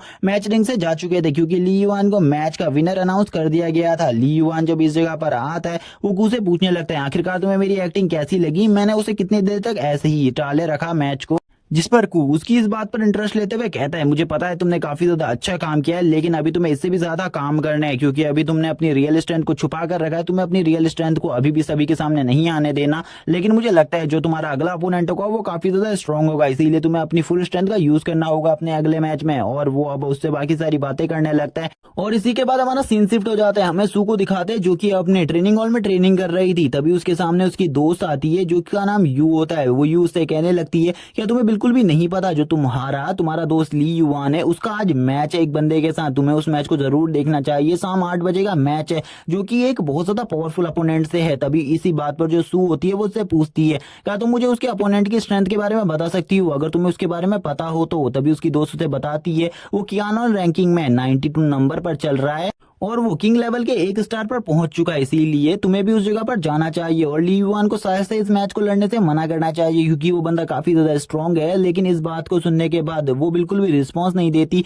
और कहती है मैं उस जगह पर नहीं आने वाली, मुझे अभी भी ट्रेनिंग करनी है। ये सब कहने के बाद जो उसकी दोस्त होती है वो उससे कहती है क्या तुम्हें अपने बॉयफ्रेंड की बिल्कुल भी चिंता नहीं है, वो उस जगह पर मैचेस को लड़ रहा है। लेकिन वो उसकी ऐसी बात सुनकर उससे कहती है हाँ मुझे उसकी बिल्कुल भी चिंता नहीं है क्योंकि मुझे यकीन है कि वो इस मैचेस को बहुत ज्यादा आसानी से जीत जाएगा। उसकी दोस्त इस बात पर उसे टॉन्ट मारते हुए कहती है सही में मुझे ऐसा लगता है तुम्हें अपने बॉयफ्रेंड के ऊपर काफी ज्यादा भरोसा है, इतना ज्यादा भी कॉन्फिडेंट नहीं होना चाहिए अपने बॉयफ्रेंड के ऊपर। इस पर जो सू होती है वो उससे कहती है शर्माते हुए वो मेरा बिल्कुल भी कोई बॉयफ्रेंड नहीं है, वो बस मेरा एक स्कूल मेट था, इसीलिए मैंने तुम्हें उससे मिलवाया था, नहीं वो मेरा कोई भी बॉयफ्रेंड नहीं है, इसीलिए दोबारा से उसे मेरा बॉयफ्रेंड मत कहना। लेकिन इस बात को कहते हुए यानी कि ये सब कहते हुए वो काफी ज्यादा शर्मा रही होती है। तभी उसकी दोस्त उसे कहती है लेकिन मैं तो उस जगह पर जा रही हूँ, अगर तुम्हें भी आना हो तो आ सकती हो, लेकिन तुम्हारे जो टीचर है उन्होंने काफी ज्यादा अच्छी इंतजाम किया हुआ है तुम्हारे लिए। वैसे तुम कब कियानलोंग रैंकिंग में पार्टिसिपेट कर रहे, क्योंकि अगर तुम कियानलोंग रैंकिंग में पार्टिसिपेट करती हो तो आराम से तुम 50 रैंक पर पहुंच जाओगी। लेकिन उसकी ऐसी बात सुनकर वो कहती है पहले वो ज्यादा प्रैक्टिस करेगी और अपनी स्ट्रेंथ को और ज्यादा बढ़ाएगी, जिसके बाद जब उसकी स्ट्रेंथ अपने पीक लेवल पर पहुंच जाएगी तभी वो कियानलोंग रैंकिंग में पार्टिसिपेट करेगी और बहुत ज्यादा इजीली इन मैचेस को जीत जाएगी क्योंकि उसके मास्टर ने ये सब कुछ कहा हुआ है। जिसकी ऐसी बात सुनकर वो कहने लगती है, वो लड़की यानी कि यून,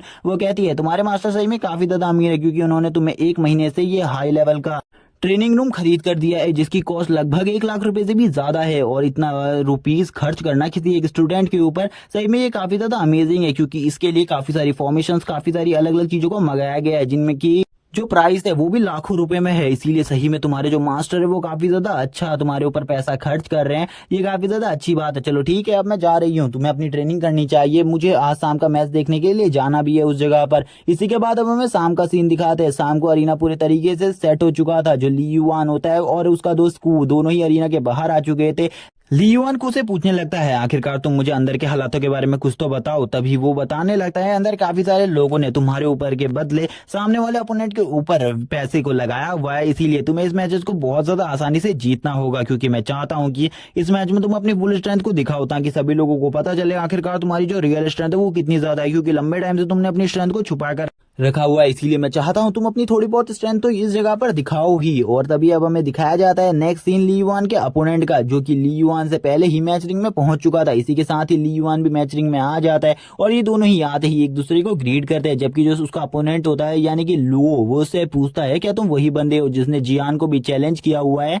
फाइट के लिए। तो इस पर ली युआन हाँ करता है। वो उससे पूछता है कि आपको इससे कोई प्रॉब्लम है। तो वो बंदा कहता है मुझे लगता है तुम काफी ज्यादा ओवर कॉन्फिडेंट हो, इसीलिए आज मैं तुम्हें एक पार्ट पढ़ाने वाला हूँ। ओवर कॉन्फिडेंट नहीं होना चाहिए इस बात के ऊपर, और इस पार्ट को मेरे हमेशा के लिए याद रखना। यानी कि वो ली युआन से इनडायरेक्टली कह रहा होता है कि मैं आज तुम्हें बहुत ज्यादा बुरे तरीके से कूटने वाला हूँ। जिसकी ये सारी बातें सुनने के बाद ली युआन भी उससे कहता है ठीक है, ये तो हम देखेंगे आखिरकार हम दोनों में से कौन कितना ज्यादा स्ट्रांग है, कौन हम दोनों में से अपनी स्ट्रेंथ का अच्छे तरीके से यूज कर पाता है। क्योंकि तुम भी किंग लेवल के एक स्टार पर हो और मैं भी किंग लेवल पर हूँ, लेकिन ली युआन अपने स्टार के बारे में नहीं बताता। इसी के साथ ही ये दोनों ही अपनी बीच ट्रांसफॉर्मेशन में आ जाते हैं। जैसे ही सभी लोग इन दोनों की बीच ट्रांसफॉर्मेशन के ऑरा को देखते हैं, जो कि काफी ज्यादा इंटेंस होता है। लुओ के बारे में सभी लोग कहते है जो लू है वो काफी ज्यादा स्ट्रांग है। जितने भी किंग लेवल के स्टूडेंट इस जगह में अभी तक है, यानी कि इस स्कूल में, उन सभी में से सबसे ज्यादा जो स्ट्रांग और है वो और किसी का नहीं, लुओ का है। कुछ लोग कहने लगते हैं जो ली युआन है उसे तो वो बहुत ज्यादा इजीली हरा देगा, क्योंकि ली युआन काफी ज्यादा वीक है और वो वीकेस्ट से भी ज्यादा वीकेस्ट है।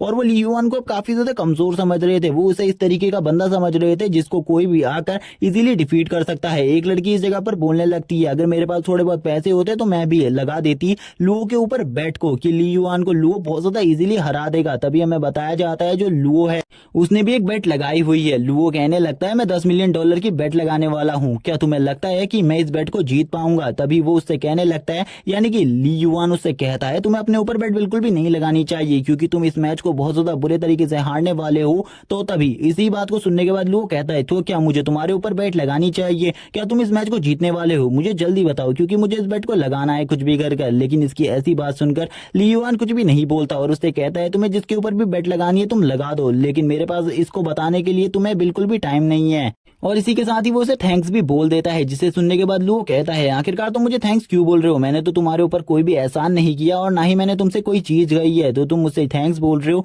और इसी के बाद ये दोनों फाइट करना स्टार्ट कर देते हैं। लेकिन इस जगह पर जो ली युआन होता है उसकी स्पीड काफी ज्यादा होती है, जिसे देखकर वो हैरान होता है। वो कहने लगता है जितने भी इस जगह पर यानी कि इस स्कूल में किंग लेवल के स्टूडेंट है, इस एकेडमी में, उन सभी में सबसे ज्यादा स्पीड पावरफुल मेरी है। लेकिन फिर भी ये मेरी स्पीड को भी डॉज कर ले रहा है बहुत आसानी से और मेरे से भी ज्यादा तेज भाग रहा है। मुझे बिल्कुल भी समझ में नहीं आ रहा आखिरकार इसकी स्पीड लिमिट कितनी ज्यादा है। और वो तो अभी ग्रीन कलर के थंडर को समन करने लगता है और दोनों ही एक दूसरे के ऊपर हमला स्टार्ट कर देते हैं। इन दोनों की जो अटैकिंग पावर होती है वो काफी ज्यादा होती है। ये दोनों ही चारों तरफ की सारी चीजों को डिस्ट्रॉय कर रहे होते हैं अपनी स्ट्रेंथ से। लेकिन अभी भी इस जगह पर काफी ज्यादा पावरफुल एनर्जी होती है, जिससे जो लुओ होता है वो काफी ज्यादा पीछे फेंक देता है ली युआन को। ली युआन काफी ज्यादा पीछे गिर जाता है। इसी के बाद अब लुओ को ऐसा लगने लगता है कि वो ली युआन को हरा देगा। वो काफी ज्यादा कॉन्फिडेंट होता है इस सब चीजों को लेकर के। इसी के साथ ही एक बात और रिवील होती है कि ये जो लुओ है इसको और किसी ने नहीं, जियान ने ही भेजा है इस जगह पर, क्योंकि जियान नहीं चाहता कि लुओ इतना ज्यादा आगे तक पहुंचे, यानी कि ली युआन आगे तक पहुंचे, इसीलिए उसने इसको भेजा हुआ है। लेकिन ली युआन भी काफी ज्यादा चालाकी से उसके ऊपर एक अटैक करता है, जिससे वो उसे थोड़ा पीछे फेंक देता है। लेकिन तभी वो वापस से उसके ऊपर अटैक करने लगता है। इन दोनों की जो अटैकिंग पावर होती है वो काफी ज्यादा पावरफुल होती है और ये दोनों ही एक दूसरे के ऊपर काफी ज्यादा स्ट्रेंथ से अटैक कर रहे थे। लेकिन ली युआन ने काफी ज्यादा खेल लिया था। ली युआन उससे कह रहा होता है मुझे तुम्हारे साथ खेलकर काफी ज्यादा मजा आ रहा है, लेकिन अगर मैं चाहूं तो मैं तुम्हें बहुत ज्यादा इजीली हरा सकता हूं। इसीलिए अब मैं तुम्हारे साथ और ज्यादा प्रैंक नहीं करने वाला, ना ही मैं तुम्हारे साथ और ज्यादा गेम खेलूंगा। इसीलिए अब मैं जितना भी काम है उन सभी को तुरंत ही खत्म कर दूंगा अपनी एक ही अटैक में। और इसी के बाद ही वो अपने अटैक को चार्ज करने लगता है, यानी कि अपनी जो सोनिक लेजर बीम है उसका यूज करने लगता है। जो एटॉमिक लेजर है उसका यूज करते ही वो सीधा अटैक कर देता है और किसी के ऊपर नहीं, लुओ के ऊपर अटैक करते हुए वो कहता है कि अब तुम्हें मेरे इस अटैक से बचना होगा, वरना तुम बहुत ज्यादा बुरे तरीके से जख्मी होने वाले हो। इसी के बाद हमें सीन दिखाया जाता है लुओ का, जो कि काफी ज्यादा बुरे तरीके से जख्मी हो गया था। उसकी बॉडी के ऊपर जो स्केल्स लगे थे वो भी बुरे तरीके से डैमेज हो जाते हैं। और तुरंत ही इस जगह पर जो अनाउंसमेंट करने वाला बंदा होता है वो अनाउंसमेंट कर देता है कि इस मैच को ली युआन ने जीत लिया है। और इसी के बाद ये वाला पार्ट यहीं पर एंड हो जाता है। और अगर ये वीडियो अच्छी लगी हो तो चैनल को सब्सक्राइब कर देना, वीडियो को लाइक कर देना और कमेंट में नेक्स्ट पार्ट लिखना मत भूलना। Okay bye guys.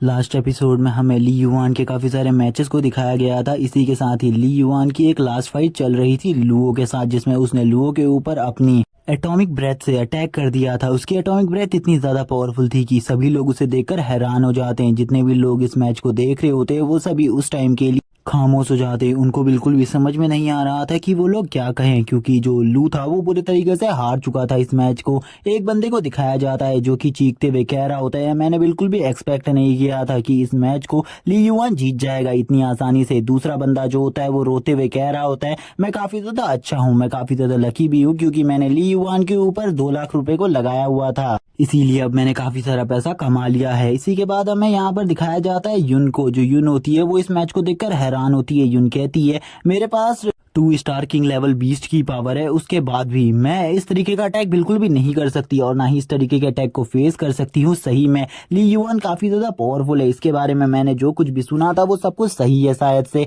इसकी जो स्ट्रेंथ है वो काफी ज्यादा है। इसी के बाद ही जो ली युआन का सिस्टम होता है वो उसके सामने आ जाता है। उसका सिस्टम उसे बताने लगता है उसे इस चीज के लिए एक गोल्ड बॉक्स मिला है। ली युआन उसे कहता है, क्या मैं उस बॉक्स को अभी खोल सकता हूँ? सिस्टम उसे बताता है हाँ वो इस बॉक्स को अभी खोल सकता है, उसके अलावा इस बॉक्स को और कोई भी नहीं देख सकता इस मैच में, इसीलिए वो इस बॉक्स को खोल सकता है। तभी ली युआन अपने सिस्टम से कहता है, तुरंत ही उस बॉक्स को ओपन करो, और इसका सिस्टम भी उसके सामने उस बॉक्स को लेकर आ जाता है जो कि गोल्डन कलर का था, जिसमें से काफी ज्यादा एनर्जी निकल रही थी। वो ली युआन से पूछने लगता है, क्या सही में तुम इस बॉक्स को अभी खोलना चाहते हो? ली युआन इस पर हाँ कहता है और तुरंत ही वो उस बॉक्स को ओपन कर देता है। हमें दिखाया जाता है उसके अंदर से एक गोल्ड रैंक की आइटम निकलती है जिसका नाम एक थंडर क्लॉ होता है, और ये थंडर क्लॉ काफी ज्यादा पावरफुल है। इस आइटम के बारे में हमें बताया जाता है अगर इससे कोई भी बंदा किसी के भी ऊपर अटैक करता है तो उसकी जो स्पीड होती है वो डबल हो जाती है और उसकी बॉडी में थंडर एनर्जी दौड़ने लगती है। ली युआन इसे देखकर हैरान होता है। वो बोलता है, अगर मैं इसको बेचूंगा तो मुझे काफी ज्यादा पैसा मिलेगा, लेकिन मुझे अभी इसका यूज करना चाहिए,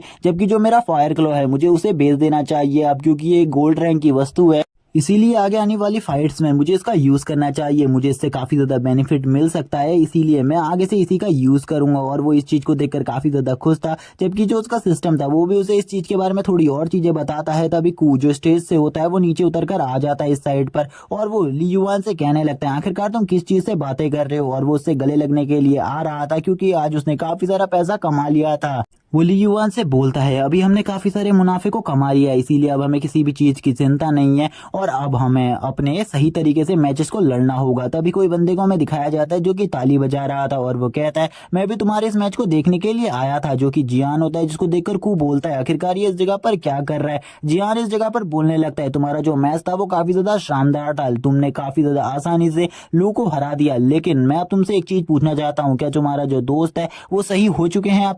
ली युआन उससे कहता है, इससे तुम्हें कोई भी मतलब नहीं होना चाहिए, तुम्हें हमारे दोस्तों से क्या मतलब है? तुम हमारे दोस्तों के और हमारे मैटर के बीच में बिल्कुल भी मत आओ। लेकिन तभी वो उनसे बोलता है, मुझे बस इस बारे में जानना था, अगर तुम्हारे दोस्त सही नहीं होंगे तो मैं जो तुम्हें कुछ दिनों बाद पीट कर उसी बेड पर भेजने वाला हूँ, तो तुम्हारा ख्याल कौन रखेगा? तो क्या तुम्हारा ये जो मोटा दोस्त है यही तुम्हारा ख्याल रखने के लिए लास्ट रूममेट बचा है? तुम बिल्कुल भी चिंता मत करो, क्योंकि तुम्हारी जो खातिरदारी है मैं उसे बहुत ज्यादा बेहतरीन तरीके से करूंगा, तुमको मैं बहुत ज्यादा बुरे तरीके से मारूंगा, बस उस दिन को मैं इंतजार कर रहा हूं जब तुम मेरे लेवल पर पहुंच जाओ और मेरे साथ फाइट करने के लिए तुम्हारी जो स्ट्रेंथ है वो और तुम्हारा लेवल है वो पूरी तरीके से हो जाए। इसी के बाद जो कू होता है वो उसको देखकर बोलता है, ये बहुत ज्यादा कमीना इंसान है, इसे इस जगह पर नहीं होना चाहिए था। ली युआन कहता है, तुम्हें बिल्कुल भी चिंता नहीं होनी चाहिए इसके बारे में, क्योंकि मैं भी इसी दिन का इंतजार कर रहा हूँ जब मैं इसको बहुत ज्यादा बुरे तरीके से पीटूं। इसी के बाद ही वो इस जगह से चले जाते हैं। अब हमें बताया जाता है दिन प्रतिदिन जो ली युआन के मैचेस थे वो आगे बढ़ते गए और उसने काफी सारे मैचेस को जीत लिया, यानी कि उसने टोटली 12 के 12 मैचेस को बहुत ज्यादा इजीली जीत लिया। अब अगले दिन जो था उसका लास्ट मैच होने वाला था, जो कि जियान से था, जिसके लिए वो प्रैक्टिस कर रहा था, वो अपनी पावर को और ज्यादा इंप्रूव कर रहा था। हम देखते हैं वो तुरंत ही ब्रेक थ्रू कर जाता है और वो पहुंच जाता है 3 स्टार किंग लेवल पर। वो हमें ये भी बताता है वो 3 स्टार किंग लेवल के मिडिल लेवल तक पहुंच चुका है, इसीलिए अब उसकी पावर पहले से काफी ज्यादा बढ़ गई है, इसीलिए अब उसे चिंता करने की जरूरत नहीं है। कल वाले मैच को भी वो बहुत ज्यादा आसानी से जीतने की कोशिश करेगा, लेकिन कल उसके लिए काफी ज्यादा बड़ी प्रॉब्लम भी है, क्योंकि ली युआन की पावर इतनी ज्यादा नहीं है कि शायद से वो जियान को पूरे तरीके से डिफीट कर सके। अब हमें नेक्स्ट डे का सीन दिखाते हैं। ये दोनों कुछ सामानों को खरीदने के बाद जा रहे होते हैं इस जगह से अपने दोस्त के पास। हम देखते हैं जो ली युआन होता है वो कू से पूछता है, हमारा जो मुनाफा था वो कैसा रहा? कू बताता है कि अब ज्यादातर लोग तुम्हारे ही ऊपर बैट लगा रहे, तुम्हारे ओपोनेंट के ऊपर बैट लगाने वाले लोग काफी ज्यादा कम है, लेकिन मुझे ऐसा लगता है आज तुम्हारे ऊपर काफी कम बैट्स लगेंगी, क्योंकि जियान के बारे में सभी लोग जानते हैं जियान कितना ज्यादा पावरफुल है, इसीलिए सभी लोग जियान के ऊपर ही बैट लगाएंगे और अगर तुम इस मैच को जीत जाते हो हम काफी ज्यादा मुनाफा कमा सकते हैं। तब जिसकी इस बात पर ली युआन कहता है, चलो पहले हमें अपने दोस्तों के पास चलना चाहिए, आखिरकार उनकी हालत कैसी है, हमें उन्हें भी देखना चाहिए, क्योंकि मैं सॉन्ग को लास्ट टाइम आज से बहुत टाइम पहले देखा था, यानी कि 12 दिन पहले देखा था। उसके बाद मैंने सॉन्ग को बिल्कुल भी नहीं देखा है, जिस पर कू भी कहता है हाँ तुम सही कह रहे हो, हमें सबसे पहले उन्हीं के पास चलना चाहिए क्योंकि हमने उनके लिए काफी सारा सामान परचेस कर लिया है, हमें ये सामान देना भी होगा। ली युआन से वो अपनी पावर के बारे में पूछता है, यानी कि उसकी करंट जो पावर है वो कितने आगे तक पहुंच गई है। ली युआन उसे अपनी पावर के बारे में बता देता है। इसी के बाद हमारा सीन शिफ्ट होता है, हमें दिखाया जाता है बाई और सॉन्ग को, जिसमें से सॉन्ग की हालत काफी ज्यादा खराब थी, बल्कि अब बाई की हालत काफी ज्यादा सही हो गई थी। इसी टाइम पर ये लोग भी इस जगह पर आ जाते हैं और जो कू होता है वो तुरंत ही बाई को अपने पास बुलाता है और उससे कहता है हम तुम्हारे लिए कुछ मोमोज लेकर आए हैं, इसीलिए तुम इन्हें ले लो। जिस पर जो बाई होता है वो खुश होते हुए उन मोमोज को अपने पास रख लेता है और उसे थैंक्स भी करता है इन मोमोज के लिए। लेकिन बाई को अभी ली युआन के इस मैच के बारे में कुछ भी नहीं पता था और ना ही सॉन्ग को इसके बारे में पता था। तभी जो बाई होता है वो ली युआन की तरफ देखता है और ली युआन से कहता है आखिरकार तुम्हारी हालत कैसी है, मैंने सुना है तुम भी इस रैंकिंग टूर्नामेंट में पार्टिसिपेट कर चुके हो और काफी सारे मैचेस अभी तक लड़ चुके हो, आखिरकार तुम्हें कोई चोट तो नहीं आई, तुम्हें बिल्कुल भी उस जियान नाम के बंदे से फाइट नहीं लेनी है क्योंकि वो जियान काफी ज्यादा क्रूअल है। उनकी टीम से कोई भी फाइट लेता है तो वो लोग उसकी बहुत ज्यादा बुरी हालत कर देते हैं। जिस पर अब सॉन्ग को दिखाते हैं, सॉन्ग उससे कहता है मुझे लगता है तुम रैंकिंग टूर्नामेंट में काफी ज्यादा अच्छा कर रहे होगे कू, और हमें इस सॉन्ग की हालत के बारे में बताया जाता है। जो सॉन्ग है उसकी बॉडी काफी ज्यादा बुरे तरीके से घायल है, जिस वजह से वो बहुत मुश्किल से रिकवर कर पा रहा है और धीरे धीरे ही उसकी बॉडी ठीक हो रही है। लेकिन सॉन्ग को बिल्कुल भी नहीं लग रहा कि उसकी बॉडी ठीक हो सकती है। तभी इसी बात पर ली युआन अपने मन में कह रहा होता है मैं बिल्कुल भी उस जियान के बच्चे को बिल्कुल भी नहीं छोड़ूंगा, मैं तुम सभी का रिवेंज उससे लूंगा, उसने तुम्हें जितने बुरे तरीके से मारा था उन सभी चीजों का बदला लिया जाएगा उससे। अब ली युआन सॉन्ग से कहने लगता है तुम्हें अपनी बॉडी को रिकवर करने देना होगा, तुम्हें अपने मन में सोचना होगा कि तुम्हारी बॉडी रिकवर हो सकती है, भले ही तुम्हारी सोल भी बहुत ज्यादा बुरे तरीके से डैमेज हो गई हो, लेकिन डॉक्टरों ने कहा है कि तुम्हारी जो एसएसएस रैंक की सोल है वो जल्द ही रिकवर कर जाएगी, इसीलिए तुम बिल्कुल भी चिंता मत करो। हमें दिखाते हैं अब ये सभी लोग काफी ज्यादा अच्छे से बातें कर रहे होते हैं, खाने को खा रहे होते हैं, ये सभी मस्ती में होते हैं और ये लोग काफी ज्यादा खुशी से अपने इस पलों को बिता रहे होते हैं। तभी हमें कू को दिखाते हैं जो कि मोमोज खा रहा होता है। मोमोज खाते हुए वो ली युआन के बारे में बात करने लगता है, वो बता देता है सभी को कि आज शाम को जो ली युआन का मैच है वो जियान के साथ है और ली युआन तुम्हारा बदला लेने वाला है, तुम दोनों का बदला ली युआन आज लेगा। जिसे सुनकर वो दोनों काफी ज्यादा हैरान होते हैं। वो उन्हें बताने लगता है कि ली युआन ने 12 दिनों से इन सब चीजों के लिए मेहनत करी है, ली युआन 12 दिनों से लगातार सारे मैचेस को जीतता जा रहा है, उसने एक भी मैच 12 दिनों में नहीं हारा ताकि वो तुम्हारे लिए तुम्हारा रिवेंज ले सके। जिसे देखकर भाई बोलता है मैंने कभी भी नहीं सोचा था छोटे बच्चे तुम इतने ज्यादा पावरफुल हो गए, तुम तो सही में हमसे भी ज्यादा स्ट्रांग हो और शायद से ये एकेडमी का पहला रिकॉर्ड होगा जो कि 12 मैचेस लगातार जीतने का तुमने बनाया है, आज से पहले किसी ने भी इस रिकॉर्ड को कायम नहीं किया। जिसके बाद अब सॉन्ग भी कहता है सही में तुम काफी ज्यादा स्ट्रांग हो, लेकिन तुम्हें जियान के खिलाफ सतर्क रहना होगा क्योंकि जो उसकी मार्शल सोल है यानी कि सोल स्पिरिट बीस्ट है वो काफी ज्यादा पावरफुल और एग्रेसिव है, वो इतना ज्यादा स्ट्रांग है कि अगर उसे एक बार गुस्सा आ जाए तो वो तुम्हारी हालत को भी काफी ज्यादा बुरा कर देगा। इसीलिए मैं चाहता हूँ तुम इस मैच को काफी ज्यादा सीरियसली लड़ो।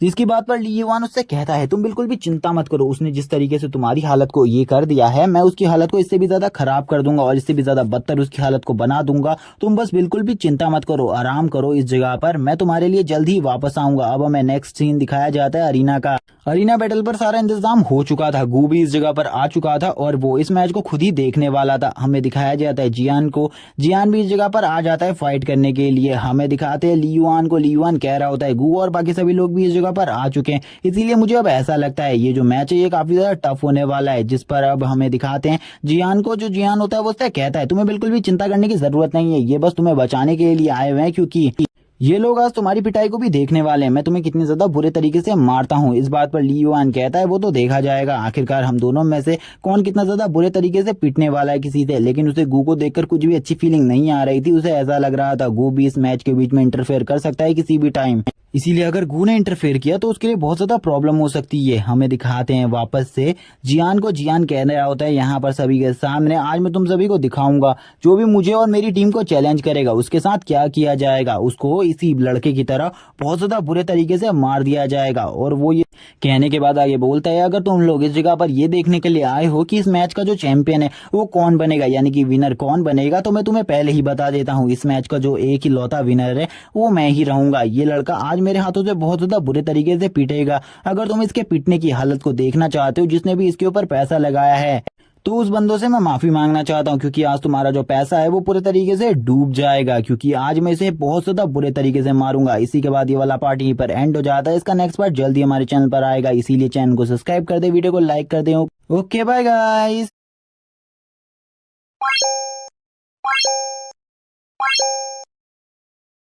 लास्ट एपिसोड के एंड में हमने देखा था जो ली युवान था उसका मैच अब फिक्स हो चुका था जो कि जियान से होने ही वाला था और जियान भी उस मैच के लिए तैयार था और हमें उसका लास्ट सीन भी दिखा दिया गया था। गू भी उस जगह पर पहुंच चुका था। गू उस जगह पर पहुंचने के बाद कहने लगता है, ली युवान मुझे ऐसा लगता है तुम्हें इस मैच में संभल कर रहना चाहिए क्योंकि जो जियान है वो तुम्हारी सारी हड्डियां तोड़ देगा इस मैच में। और इसी के बाद अब हमें बाई को दिखाते हैं। बाई यहाँ पर बोल रहा होता है आखिरकार ये इतना ज्यादा क्यों बोल रहा है, क्या इसे लगता है ली युवान इतना ज्यादा कमजोर है, इसे एक सबक सिखाना चाहिए। लेकिन उसी टाइम पर कू उसे रोक देता है और उसे कहता है तुम्हें इंतजार करना चाहिए, तुम्हें इतनी जल्दबाजी नहीं दिखानी चाहिए इस मैच के लिए। इसी के साथ इस जगह पर वांग आ जाता है। वांग आते ही कहने लगता है आखिरकार मैच कैसा चल रहा है, क्या मैं इस जगह पर तुम लोगों के साथ बैठ सकता हूँ। और वो भी इस मैच को देखने के लिए आया हुआ था। उसे पता था अगर वो इस मैच को देखने के लिए नहीं आएगा तो जो गू है वो इस जगह पर काफी सारी गड़बड़ कर सकता है। लेकिन वो ये भी रिवील करता है कि उसने ली युआन के ऊपर 10 मिलियन रुपए पहले से ही लगा कर रखे हैं। और वो ये सोचकर काफी ज्यादा खुश होता है क्योंकि उसे यकीन था कि ली युआन इस मैच को बहुत ज्यादा आसानी से जीत जाएगा क्योंकि ली युआन के ऊपर उसने पहले भी बहुत ज्यादा अमाउंट लगा रखा है और वो पहले भी काफी ज्यादा मुनाफा कमा चुका है ली युआन के ऊपर इतने सारे अमाउंट को लगाने के बाद। ये सुनने के बाद वो दोनों काफी ज्यादा हैरान रहते हैं। भाई यहाँ पर कहने लगता है सही में ये तो काफी ज्यादा अमीर है, यानी कि वांग काफी ज्यादा रिच है। जिस पर अब कू उससे पूछता है क्या तुम्हें बिल्कुल भी डर नहीं है कि ली युआन इस मैच को हार जाएगा, अगर ली युआन इस मैच को हार गया तो तुम्हारे जितने भी पैसे हैं वो सारे के सारे डूब जाएंगे। तभी वो इनको भी अपनी सारी की सारी बातें बता देता है और वो बताता है कि वो ली युआन के साथ साथ यहाँ पर एक और काम के लिए आया हुआ है। उसने यहाँ पर गू की चालाकी के बारे में सब कुछ पता किया है। गू और उसकी टीम अब पूरे तरीके से ली युआन को टारगेट कर रही है, इसीलिए मैं इस जगह पर आया हुआ हूँ ताकि इस जगह पर दोबारा कोई भी और गड़बड़ ना हो। हमें दिखाते हैं बाई को। जो बाई होता है वो बोलने लगता है ये सब कुछ मेरे वजह से हुआ है, अगर मैंने उस फाइट को ना लड़ा होता तो अभी मेरे दोस्त इस सिचुएशन में नहीं होते। जबकि गू इस फाइट को देखते हुए कह रहा होता है मुझे लगता है जियान को इस मैच को जल्दी से जल्दी खत्म करना होगा। दूसरी तरफ जो वांग होता है वो भी गू को ही देखा हुआ था क्योंकि उसे यकीन था कि गू यहाँ पर कोई ना कोई ऐसा एक्शन जरूर लेगा जिससे जो ली युआन है उसको प्रॉब्लम हो सकती है। और वो बिल्कुल भी इस समय प्रॉब्लम नहीं चाहता था क्योंकि उसने पहले तो ली युआन के ऊपर पैसा भी लगाया था और ये बात भी थी कि ली युआन बिल्कुल भी नहीं हारना चाहिए। अगर ली युआन हार गया तो इनकी जो टीम है इसकी पावर और ज्यादा बढ़ जाएगी। तभी अब जियान को दिखाते हैं। जियान होता है वो कहने लगता है चलो ठीक है अब यहाँ पर फाइट स्टार्ट करते हैं। और वो तुरंत ही अपनी बीस्ट ट्रांसफॉर्मेशन में जाते हुए कहता है मैं तुम्हें बिल्कुल भी नहीं छोड़ूंगा, मैं आज तुम्हारी जो हालत है उसको बहुत ज्यादा बुरा कर दूंगा, मैं तुम्हारे हाथ पैर तोड़ दूंगा और तुम हालत को तुम्हारा दो दोस्त सॉन्ग था उससे भी ज्यादा बुरी कर दूंगा और इसके बारे में तुम्हें बिल्कुल भी नहीं पता होगा। और वो अब गुस्से में आते हुए उससे ऊपर चिल्लाता है और कहता है जल्दी से बीस्ट ट्रांसफॉर्मेशन में आ जाओ। ली युआन भी जैसे ही इस बात को सुनता है वो भी तुरंत ही अपनी बीस्ट ट्रांसफॉर्मेशन में आ जाता है और बीस्ट ट्रांसफॉर्मेशन में आने के बाद वो उससे कहने लगता है चलो ठीक है अब देखते हैं आखिरकार इस जगह पर हम दोनों में से कौन इस फाइट को जीतेगा। ली युआन जैसे ही बीस्ट ट्रांसफॉर्मेशन में आता है वो सबसे पहले अपनी एनर्जी को पूरी तरीके से फुल कर लेता है क्योंकि वो अपनी चार्ज लेजर का अटैक करने वाला था। लेकिन इसका मौका जो जियान होता है वो उसे बिल्कुल भी नहीं देता। वो तुरंत ही उसके करीब आ जाता है और उसके ऊपर अपने पंचेस को मारना स्टार्ट करता है। और वो जब उसके ऊपर अपने पंचों का अटैक करता है और उसके पंचों का कोई भी असर नहीं होता तो वो हैरान होते हुए कहने लगता है अगर कोई लेवल 2 किंग रेलम सोल मास्टर भी मेरे सामने हो मैं उसे भी हरा सकता हूँ, लेकिन आखिरकार ये बंदे को मैं हरा क्यों नहीं पाया, मुझे कुछ भी समझ में नहीं आ रहा। और इस बात से अब ली युआन को भी पता चल जाता है जो उसका अपोनेंट है वो भी बीस्ट किंग के 3 स्टार पर पहुंच चुका है, इसीलिए उसको भी बहुत ज्यादा प्रॉब्लम होने वाली है इस मैच को जीतने में। लेकिन वो उसी टाइम पर अपनी लेजर का अटैक कर देता है जिसके पहले अटैक से तो वो डॉज कर लेता है। लेकिन जो जियान होता है उसे पता था कि ये अटैक काफी ज्यादा पावरफुल है, इसीलिए वो पीछे जाने के बारे में सोच लेता है और वो तुरंत ही कहता है मुझे पीछे जाना होगा इस अटैक से बचने के लिए। इसी के बाद वो पीछे जाकर इस अटैक को रोकने के लिए जो उसके पास जो भी सोल गार्डियन टेक्निक होती है उसका यूज करने लगता है और उसके हाथ में इसका यूज करते ही काफी सारे नुकीले मेटल के पंजे आ जाते हैं जिससे वो अब इन सब चीजों को रोकने लगता है। और वो इन सब चीजों को बहुत ज्यादा मुश्किल से रोक पा रहा था। लेकिन अब वो इसी के साथ बोलने लगता है ली युआन मैंने सोचा था तुम मुझे डिसअपॉइंट नहीं करोगे, लेकिन तुम्हारी पावर भी इतनी ज्यादा नहीं है कि तुम मुझे हरा सको, तुम काफी ज्यादा वीक हो मेरे सामने। ली युआन को भी समझ में आ जाता है कि ये बंदा उसके इस अटैक को बहुत इजीली रोक पा रहा है, इसीलिए अब उसे अपना दूसरा अटैक करना होगा। और वो तुरंत ही अब कहने लगता है मुझे लगता है जो मेरे पास वो थंडर क्लॉ है। अब मुझे उसकी पावर का भी यूज करना पड़ेगा और वो तुरंत ही अपनी थंडर क्लॉ की पावर को भी यूज करने लगता है, क्योंकि उसने इस अटैक को करने में अपनी काफी ज्यादा पावर का यूज कर दिया था और वो दोबारा से इस पावर का यूज नहीं कर सकता था। उसकी ऐसी पावर्स को देखकर अब उसके दोस्त कहने लगते हैं ये तो सही में काफी ज्यादा अमेजिंग है, लेकिन जो जियान है वो उसके अटैक्स को बहुत ज्यादा इजीली रोक रहा है और अगर ऐसा ही चलता रहा तो उसके लिए बहुत ज्यादा प्रॉब्लम हो सकती है आगे चलकर। तभी हमें दिखाते हैं जो थंडर क्लॉ होता है उसकी पावर स्टार्ट हो जाती है और थंडर क्लॉ की पावर जो इतनी ज्यादा थी कि अब उसको देखकर जो सभी लोग होते हैं इस मैच अरीना में बैठे हुए उनकी हालत भी खराब हो जाती है, क्योंकि ये अटैक काफी ज्यादा पावरफुल था। जैसे ही ये अटैक जियान के ऊपर होता है जियान की भी हालत खराब हो जाती है। जियान कहने लगते हैं आखिरकार इतना ज्यादा पावरफुल अटैक इसने कब सीखा। उसके जो क्लॉज होते हैं वो भी बहुत ज्यादा बुरे तरीके से डैमेज हो जाते हैं और उसकी बॉडी के ऊपर थंडर स्ट्राइक लग जाती है, जिससे अब उसकी हालत काफी ज्यादा खराब होने लगती है। उसके मुंह से भी खून आने लगता है। अब यहाँ पर सभी को ऐसा लगने लगता है जियान इस मैच को हार जाएगा, क्योंकि जियान जो था वो बहुत ज्यादा बुरे तरीके से इंजर्ड हो चुका था। उसकी चेस्ट पे भी काफी ज्यादा बुरे तरीके से चोट आ गई थी। इसी के साथ हमें जियान के दोस्तों को दिखाते हैं जो कि इन सब चीजों को देखकर काफी ज्यादा हैरान थे। गू भी इन सब चीजों को देखकर हैरान होते हुए अपने मन में सोचता है आखिरकार ये कैसे हो सकता है, ये क्या चल रहा है इस जगह पर, ऐसा बिल्कुल भी नहीं होना चाहिए। बाई को दिखाया जाता है। बाई यहाँ पर कह रहा होता है आखिरकार कब ली युआन इतना ज्यादा पावरफुल हो गया। उसकी ऐसी बात सुनकर कू कहता है वो पहले से ही बहुत ज्यादा पावरफुल था, इसके बारे में तुम्हें नहीं पता।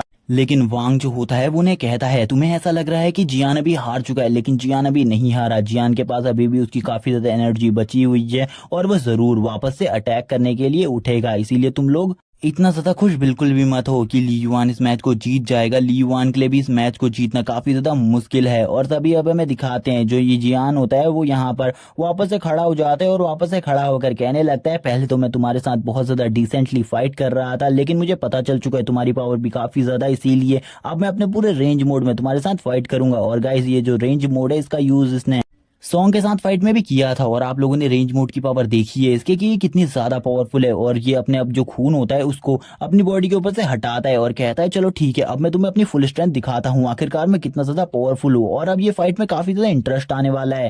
और इसी के साथ ही जो जियान होता है अब वो तुरंत ही उसके करीब पहुंच जाता है, लेकिन हमें दिखाया जाता है वो अपने सेज अटैक को तैयार कर रहा होता है वापस से उसके ऊपर करने के लिए, लेकिन इसका मौका बिल्कुल भी नहीं देता जियान। और जियान उसके ऊपर एक जोरदार पंच मारता है जिससे वो थोड़ा बहुत पीछे चला जाता है। अब इस जगह पर युआन को भी समझ में आ चुका था जो जियान है वो अपने फुल पोटेंशियल के साथ फाइट कर रहा है और अब ये फाइट उसके लिए बहुत ज्यादा मुश्किल होने वाली है। जियान कहता है इसकी पावर तो काफी ज्यादा है, ये 3 स्टार किंग लेवल के मिडिल स्टेज से भी ज्यादा पावर को होल्ड कर सकता है, यानी कि ये पीक लेवल पर पहुंच चुका है 3 स्टार के, इसीलिए ये इतनी ज्यादा पावर को रिलीज कर रहा है। अब हमें दिखाते हैं वापस से जियान को हंसते हुए और उसके ऊपर वो तुरंत ही अपने 4 आर्म से अटैक कर देता है और उससे ये कहते हुए उसे कहता है तुम्हारे पास खाली 2 ही हाथ है, तुम मेरे दोनों हाथों को तो रोक सकते हो लेकिन तुम ये भूल गए हो कि मेरे पास 4 आर्म्स है। और वो तुरंत ही अपने 4 आर्म से उसके ऊपर अटैक कर देता है। ली युआन उसकी इस अटैक को बिल्कुल भी नहीं रोक पाता और बहुत ज्यादा मुश्किलों का सामना करना पड़ता है ली युआन को इस अटैक को रोकने में। और इसके बाद भी जियान उसके ऊपर एक बहुत ज्यादा पावरफुल अटैक कर देता है, जिससे अब जियान उससे कहने लगता है तुम्हारा अब मेरे सामने इस मैच में टिकना बहुत ज्यादा मुश्किल होने वाला है, तुम्हें हार मान लेनी चाहिए। लेकिन दूसरी ही तरफ ली युआन भी हार नहीं मानना चाहता था। तभी हमें दिखाया जाता है जो जियान होता है उसके हाथों में काफी ज्यादा खून लगा हुआ होता है, जो कि और किसी का नहीं ली युआन के बीस्ट का होता है, जिसकी बॉडी से काफी ज्यादा खून निकल रहा था। और इसी के साथ ये वाला पार्ट यहीं पर एंड हो जाता है। चैनल को सब्सक्राइब कर देना, वीडियो को लाइक कर देना इसके आगे की वीडियोस देखने के लिए। Okay bye guys.